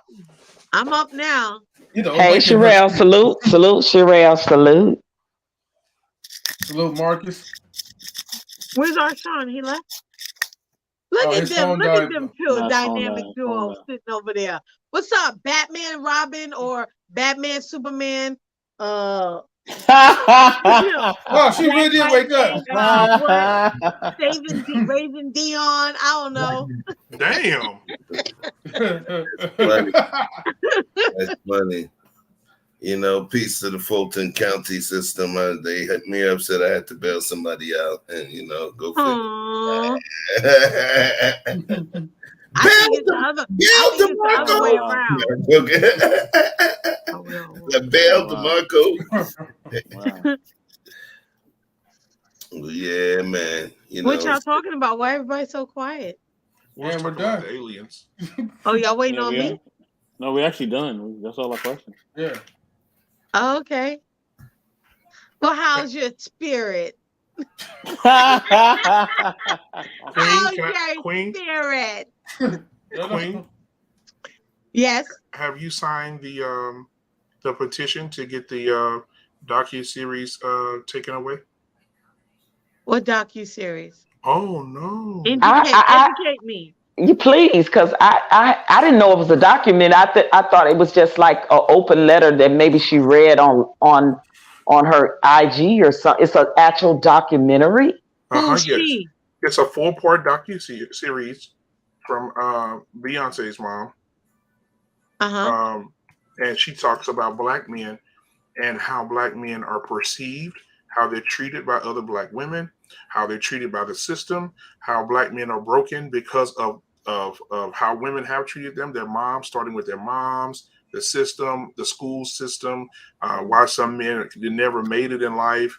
I mean, she goes down the whole rabbit hole and holds Black women responsible, the system responsible, and Black women, I'm telling you right now, they want it removed immediately.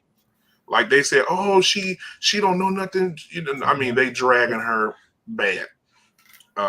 They want her gone. They want that documentary. Where can you watch it? Where can you watch it? You can watch it on Discovery Plus. Discovery. And what's the name of it? Hold on just a second. I'm going to tell you because it's Black Man something. Damn it. Hold on. I just watched the damn thing. Who wants to shout out, Mike. Shout out to you, Mike, where the rabbit hole ends. Effie, shout out, Stir Brother. Yeah, Tina knows docu-series. Hold on a second. How's your spirit? You know what? Okay, so the name of it is called Profiled, the Black Man.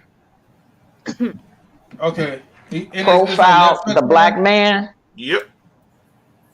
Put it in the back chat right quick too, so Yeah, sure. Because I'll forget. But ain't that a shame though? And then I went on YouTube, and there's a whole plethora of Black women that have made reaction videos to it, saying that she's a pick me. She's why would she do that? Wait a minute. Has a certain woman that want all Black males deleted? Did she do something? Did she do a topic on it? Are you talking about the half-turn werewolf? No, she hadn't done anything yet. Whoa. The half-turn werewolf. Wow. Okay. Yo, I love this guy. Oh, man. Wow. I don't know if I love him more because of his wit, his humor, his intellect, or because it looks like, I'm a chef and it looks like he got a dope brick pizza oven behind him. So, right. You know what I'm saying? Appreciate that, brother. Bam! Look at that right there, what? We heading to your crib. We on our way, yo. Marcus, you are banned for 72 hours. Hey man, but she is though. I mean, it always be the ugly. It always be the ugly chicks though, that always say stuff like this. Delete the Black boys. Delete yourself. I mean, because you don't have a man. That's why she wants them deleted. I see what you did there. I see what you did there. You know, you don't have a man. And then all the girls. Then she had some lady on the show with her that was built like a damn Glade plug-in. She was on there talking about the same damn thing. She was saying a Glade plug-in, like a Capri Sun. like a Capri Sun. I feel like this is leftover energy from earlier this morning, Black Man Unfiltered, and you need to stop. I'm not telling that story again. You got to go watch it on his channel. But man, it's just it's just amazing, man. It's amazing how women get so upset. But yeah, I don't think she did anything yet. I don't even want to say her name, but she got the measles, and she just continues to go. She continues to just keep going and going, and she just can't stop. It's just another person that's not happy with herself. That's all it's to it. God bless her soul. Yeah, bless her heart. People want to hurt people. That's all. Misery loves company. Yeah. It's okay. Go. You can. If you got money, you can go pay someone to hug you. Right. I just think, like you could go get some hugs. Did you see her panel? Whatever you need, you can just go buy it. It's okay. Yeah. Did you see her panel? No, I don't. I don't. Yeah, I don't watch her. I saw her panel. I watched it because I like to get my jokes in. I saw her panel. She had the entire defensive line for the. Kamara Fresh, I'm gonna get to you in just a second. They're all built like linebackers. Hold on for a second. Okay, welcome back, Kamara Fresh. Hey, I was lucky. I was able to come back. Mr. Fresh. Okay. What are you guys talking about? What are you guys talking about? Did you talk about Glade plug-in? Yeah. Right now we're Hey, if you want my job, homie, you can come on over to the channel anytime. I want you to be on it so I can jump on and support you. That's it. Free hug. Oh, you got some sass tonight too. I That's see. Right. But you've been on that. You really got your spirit up. Friday. It's my Friday. Oh, is that what it is? That's what it is. We can take this out to the back chat and go ahead. Hey, let's do it. Sorry, let's do it, homie. I'll message you. What you got? You know what I got. I got puppies and babies. Let's go. I already told you. Hey, y'all better chill before y'all bring the viewership up. I'm seeing more people coming in. Like, this ain't gonna be that. This ain't gonna be that. This ain't gonna be that. No, this ain't gonna be that. Folks be ready for a cat fight. Sorry, that was draining. That was so draining. I almost had a drink. But yeah, everybody, I wanted to close this out, man, and get ready for work. So I'm glad that y'all all here. Hold on for a second. Y'all fine on here? Lord knows that's when you show up. He like ding, ding, ding, ding. Round one fight. He like ding, ding, ding, ding. Round one fight. Round two fight. Nah, ain't nobody fighting over here. Uncut Daryl alone. But salute to you, my brother. Yeah, anyways, man, we're coming close to an end, so I'm glad y'all here. Mr. M3. What's up? Can I start some shit real quick? Listen, so y'all see Megan Thee Stallion. My boy, how value nurse in this bitch. Okay, listen. Y'all seen that Megan Thee Stallion was lying. Right? Mute you real quick. Is that you or no? Okay, never mind. But y'all see Megan Thee Stallion was lying about getting shot, huh? Was she actually lying? Oh, yeah, so that was actually confirmed. Yeah, that was confirmed that the gun that was used was not used by him. He did not shoot her. It was one of her friends that tried to shoot at him and missed her and missed him and hit her. Yeah, because the DNA. I didn't see that. She's a liar, and I hope Popeyes fire her and take that damn hot sauce from her. She just lying. I'm telling you, man. These women that look like mannequins with asses, they need to get rid of them. They're horrible. Wow, she was actually lying, eh? Yeah, she's a liar. Tory Lanez was Canada, man, Canada. And guess what? No responsibility for the lie either. Not going to jail or nothing. Oh, really? Do you think her friend lied to her? No. Do you think her friend lied to her? No. Basically, her friend pretty much like. Hold on, boy. Here it comes. I try to say this. So her friend actually shot her, but instead it was like both of them is lying on the dude, pretty much. That's what Black Man Filter is saying. Try to get him caught up in some stuff. Yeah, but but like it wasn't like the friend shot the bullet ricocheted and then hit her foot, and then she thought it was Tori, and the friend was lying. It wasn't like that. No, the friend just got poor aim. No, yeah, but the whole lie towards like Tori was intentional, pretty much. It's just so crazy because Tory Lane's like his reaction from the get-go seemed like he totally did it, or like, you know what I mean? Like if you were following that thing, it totally seemed like Tory Lanez was, trying to hide a lie, which is so interesting. Maybe he was trying to protect the friend or something. Maybe he was trying to protect the girl. Hold on, real quick. Hold on a second, y'all. Hold on. I gotta give a shout out to the homie High Value Nurse. Yes, sir. You know what I mean? Congratulations, brother, on getting monetized. Much love to you. I'm loving the haircut. The haircut is looking real shizarp. You know what I'm saying? I see you in the building, ready for the weekend. What's going on, man? Congrats, brother. Much love. What's going on? Talk to me. Shout out to y'all, man. I'm actually at the gig right now at the nurses station. Listening to the conversation. It's the 6th day, 12-hour shift. Just grinding, getting it in, listening to some conversations, bro. How y'all doing? Doing good, man. Good to see you. Good. How you doing, High Value Nurse? I'm chilling, making money, man. So I can't. That's the only time I'm at peace. Come on, man. Give yourself a little more credit now. You're saving lives too. Oh yeah. Saving That's lives. cool too. That's cool too. That's one of the perks. That's just one of the perks. Hey, how about you, nurse? If you happen to get somebody, if you happen to get a patient, and her initials are, she's a YouTuber, but she's a YouTubian. But if you happen to get a patient and her initials are CG, I want you to go in there. And I want you to take just listen, go in there. Are we talking about synthetic G? Yes, Go in there. Go unplug the whole damn machine. Just unplug it. Man, I can't do that, man. Just reach down by her head and say, delete this bitch. No, I won't do that. I'm gonna tell you this. The views and opinions are those are Black Man Unfiltered, and not everyone that's on this panel. In relationships. If Cynthia G was my patient, I would give her the best care possible. But after she's discharged, I would give her the best jar of edge control money could buy. The best lace front, the best divest lace front that I could buy.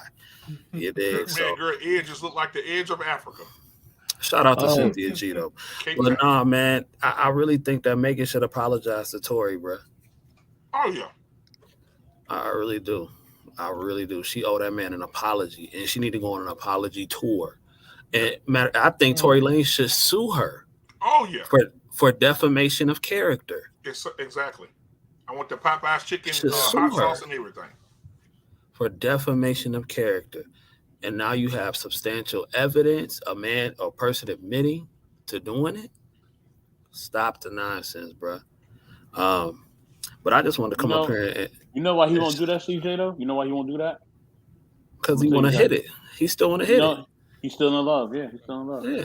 He's a damn fool. That's what coochie will do to you, bro. See, that's a symptomology. I'm telling you. Yeah, I want my coins. It's plenty of Megan Thee Stallions running around Houston. I'm trying to tell you. Got to ask like 4-year-old mules just walking around here. Go get your trolling now, bro. I'm telling y'all. Look at here. Y'all so messy. Yeah. I love this y'all though. Yeah, man. So I just wanted to come through and shout y'all out. I know y'all about to end. So I just wanted to say how y'all doing and make sure everybody is good. I know it's been a minute. I just been so busy grinding and on these cruise ships, man. So y'all keep doing your thing, and I just wanted to show y'all some love. Hey, man, appreciate it, man. You know, we much love, brother. The same thing, man. Just trying to grind it out, man. Hey, guys, I want to ask one real question. High Value Nurse, do they like double duty y'all as nurses on the cruise ship the way they do the culinary and hospitality staff? Or y'all I don't work on a cruise ship. No, I don't work on a cruise ship. I vacation on a cruise ship. I don't work on a cruise ship. No. Nice. Now I'm extra nosy. Hell yeah! Last week he was in Amsterdam, I think. Where he was last week? No, not Amsterdam. I was in Jamaica last week, but next week I'll be on another ship on the 5th. So you just trying to. but I work 30 days straight. Well, not last week, but I'll work 30 and take 2 weeks off. Oh yeah, that's wonderful. Yeah, man. So thank you for keeping me entertained during this shift, and I'm gonna keep listening. Absolutely, bro, man. Love you, man. Salute and thank you for all you do, High Value Nurse. We appreciate you. I Hold on, appreciate it. before Much you love. go, you already know I gotta give you the Zoom in, Ryan. So go ahead and start your YouTube channel out. Yeah, man. Check out the High Value Nurse, man, on YouTube. Trying to get to that next goal of 99 more thousand subscribers. You dig? I need that platinum plaque. So and get knowledge and relationships to where they need to be. Get them to 1 million subs. Let's do it. All right, thank you, brother. Appreciate it. Peace. All right, Peace. salute. All right, man. Gotta give out the shout outs, man, so we could wrap things up. All right, so excuse me. I'm gonna go ahead and start with Pops real quick. So go ahead, Pops, man. Go ahead and shout out like your YouTube channel to your peoples. Oh yeah, just I'll put the link in the chat. You could go to You Can't Fool Pops. I'm the only one, so it'll pop right up. And I just want to thank you guys. I had a great time here. And, just may the Almighty bless everyone and their family. And that's basically Pops out. I saw you move, Pops. Are you in a new crib? Well, this is I'm moving to Florida. I'm just staying here for a little while with my sister. And then I'm going to move down to Florida. Okay. Yeah, the economy's good down there, so that's the main reason. Brother. And the weather don't hurt, right? Right. I'm in Jersey now, and the weather's terrible. Cold. I hear you though. Yeah. Hey, you gotta do what you gotta do. Well, you gotta go. We may have to start traveling around the country to find the states that have the most freedom because, with all these mandates and stuff, it's going to be hard for employment. Arizona, Pops. Arizona. Yeah, I've been there, though. You could boil an egg on the hood of your car in the summer, though. It's real hot. I mean, it's a frying pan. Man, hey, I went to Arizona before just one time. Not what OG is. Mm-hmm. I swear to God, I saw the devil with a T-shirt on that say "Jesus is the way." It's hot as shit. It's hot as shit. Oh, when I got out of my car, I thought it hit a microwave. Like I felt like I was in a microwave oven. I love the no mandates, though. I love it. These people that they like, you ain't running us. Your government ain't we ain't on that. You ain't telling us what to do. I love it. It's all about the governor of that state. He's the one that's doing it. DeSantis. Right. Let me get to Kamara Fresh. Go ahead and shout y'all like your Twitch channel. Hey, Kamara Fresh here. And if anyone here's on Twitch, follow me on Twitch, Kamara Fresh. I stream every so often. I talk. I try to do a little comedy, a little variety type thing. So, I just talk about everything, all around Renaissance man. So please, and thank you for having me on the show, man. I appreciate it. All right, thank you, my brother. Let me go ahead and zoom in to JP while she's puffing her. Auntie. You're so petty. Auntie. Okay. Puff pass. Word. All right. So the channel name is JP the Aspiring Matriarch. I am the worst one when it comes to consistency, but I show up and I show out every time that I do. So make sure you go ahead and hit the link in the chat, hit that like, subscribe, hit the all so you can get everything that I put out. And make sure you shout out and support Knowledge and Relationships. Join us on Facebook and a whole bunch of other places because we coming back, y'all, and stronger. Keep your spirit up. All right. Let me get to Black Man Unfiltered. Black Man Unfiltered, come on, baby. Come on, man. So you can shout yourself out. We don't need to see no more avatars. Oh my God! You're muted. I wasn't gonna do this, but I think you forced my hand. Uh-oh. Ladies and gentlemen, this evening I want to tell everybody right now to go to Knowledge and Relationships. I want you to hit that subscribe button tonight. I want want you to turn to your neighbor and say, knowledge and relationships. Touch your digital neighbor. Go ahead. Touch your digital neighbor. Touch your big touch over here. Touch Queen down here. Touch OG to my right. Best in the world, 84. Touch everybody and tell them knowledge and relationships. Hey! And then you come over to Black Man Unfiltered. Hit that subscribe button. Hit that like button. I'm trying to get to 1,000. Amen. I'm out.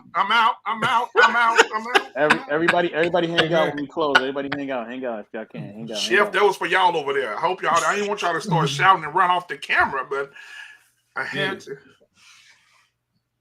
Let me get Miss OG Patrice. That was beautiful, Black Man Unfiltered. Thank you so much, Black Man. OG Patrice. No problem. I got to get the shut out. Look at OG on this picture, boy. It's your girl, OG Patrice. I don't have a YouTube channel, but I support all these people on this panel and many, many more. But you can come and check me out this Saturday at 8 p.m. Eastern Time on these YouTube streets on Life or Death, where your girl is going to be doing her voiceover for the Life and Death graphic novel with Emmy-winning Frank Gooden. Come and check me out this Saturday on YouTube. Subscribe to Life or Death, and you can check me out, do my thing, 8 p.m. Eastern Standard Time. And if you want to come and check me out in Las Vegas, I'll be doing a musical stage play there on March the 5th at the Clark County Library Auditorium. And the name of that stage play is called Main Street Park. I will be performing live. You can meet me. I'm doing a meet and greet. You can take pictures with me. You can hang out with your girl. March the 5th in Las Vegas, Nevada. Peace. Hey, wait, before you take that picture. Is that on a Saturday? Let me see. Put that picture back up. OG Patrice, OG, I want to tell you something, OG, because you changed your picture, but I want to say something about this one right here. See, in this picture right here, OG Patrice, the spirit is telling me to tell you that you look like a hamburger to a homeless man. You look good. You look good on this picture. Amen. Amen. You can take her down now because I'm getting excited over here.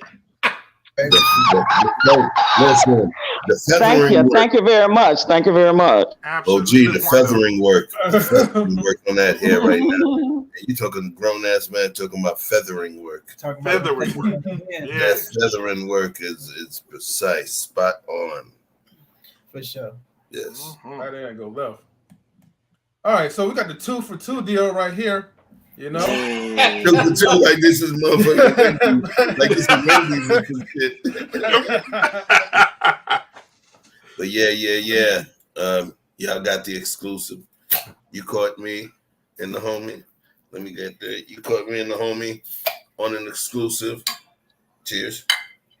And and what it is, you know, we working out some things. We doing some things.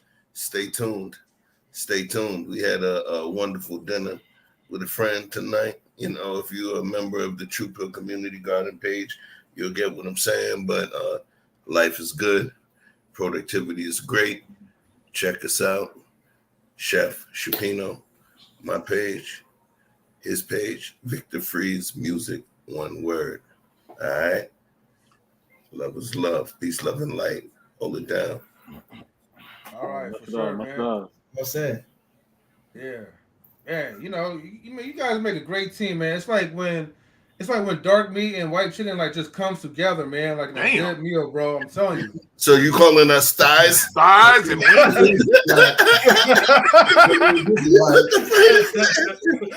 we like the wing? We like a chicken wing? So what? I'm So saying the Wingman brothers, man. One is the drum. One of us is the drum. He's the flat. So I'm gonna call your punk ass that little pinky piece that they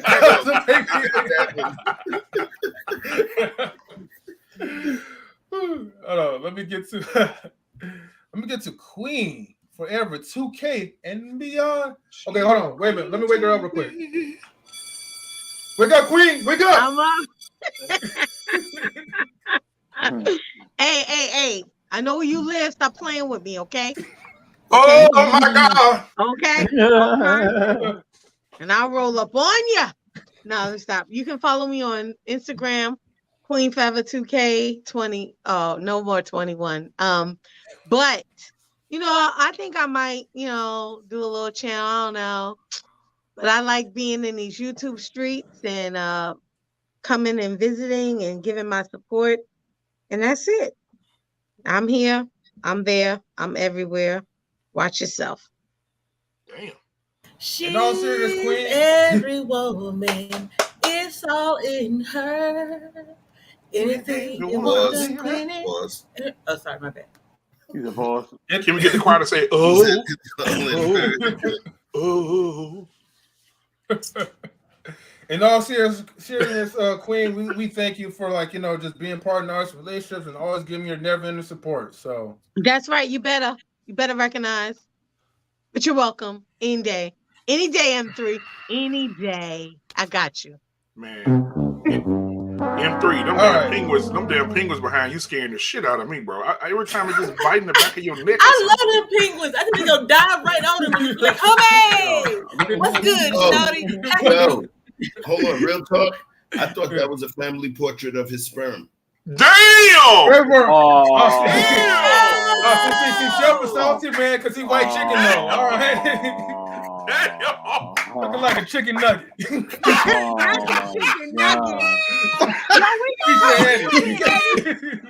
Yo, I want to apologize to the panel. I came on. I had to run out and take care of some business, man. So I want to apologize to everyone.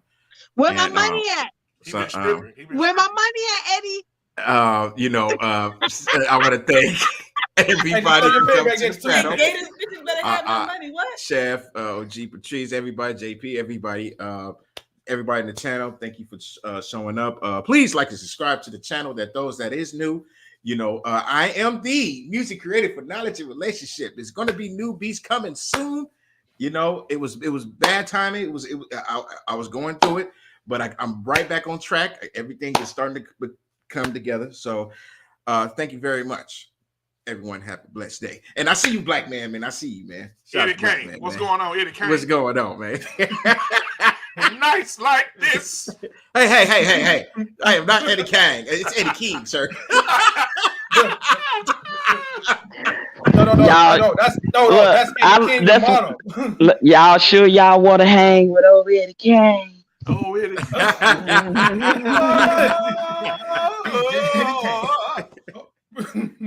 Oh man! All right, y'all gotta go ahead and highlight Mr. Best in the world. This is the best. Man, get this trash picture down, man. This the best around. Anyway, Black man, get that trash picture. Anyway. Y'all not even gonna make the playoffs. Okay. I have rings. Now, anyway, you got 4 rings. Mm-hmm. Thanks for joining the Knowledge and Relationship Experience. I appreciate all y'all. Thanks for everybody in the chat and the panel. Appreciate all y'all too. We got a lot of fresh content. We'll be back tomorrow with something new from y'all, man. Something new. You know what I mean? I'm not gonna say what, but y'all could just be expecting something new. Y'all know how we do. You know what I mean? And we're gonna be putting something new right in front of you, man, as we always do.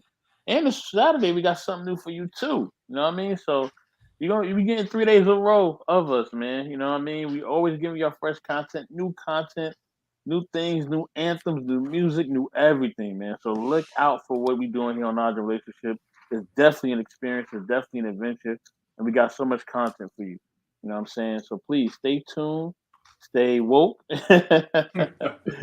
and definitely much love to everybody. And 3, take it away. All right, for sure. Yeah. All right.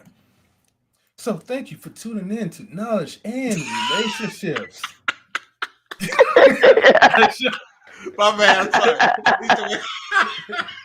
This is how he came in. Okay. Look at them damn penguins again. Right. On cue, man. On cue. Them damn penguins. You see, and then he got the sperm family portrait, and then you see he got the shirt. They come with the nipple prints in them. Hey, I gotta spread my love all around. Okay, 3D printed nipples. Hey, look, all I ask is that don't be cooking my sperm though. All right, you know what I mean? Whoa. Leave them seeds alone. Man, go ahead and take it out. All right, let me take it out, right? Take it Anyways, out. thank you for tuning in to Knowledge and Relationships. We greatly appreciate you guys for tuning in. Laughs, joy, and all that other good stuff, right? Yeah. Anyways, like, comment, share, subscribe. And Yeah. then also get the likes up, okay? And hit the Cash App as Hit the always. Cash App. And support all these brothers and sisters as well, too. Okay? Yes. And with that being said, stick around, people in the panel, and we are out. Good night, y'all. Yo. Now this is the point where it's going to take me a little bit longer just to try to find the outro because I don't know why StreamYard y'all be. Ugh. All right, there we go. I found the outro. Peace, y'all. Let me get the DJ.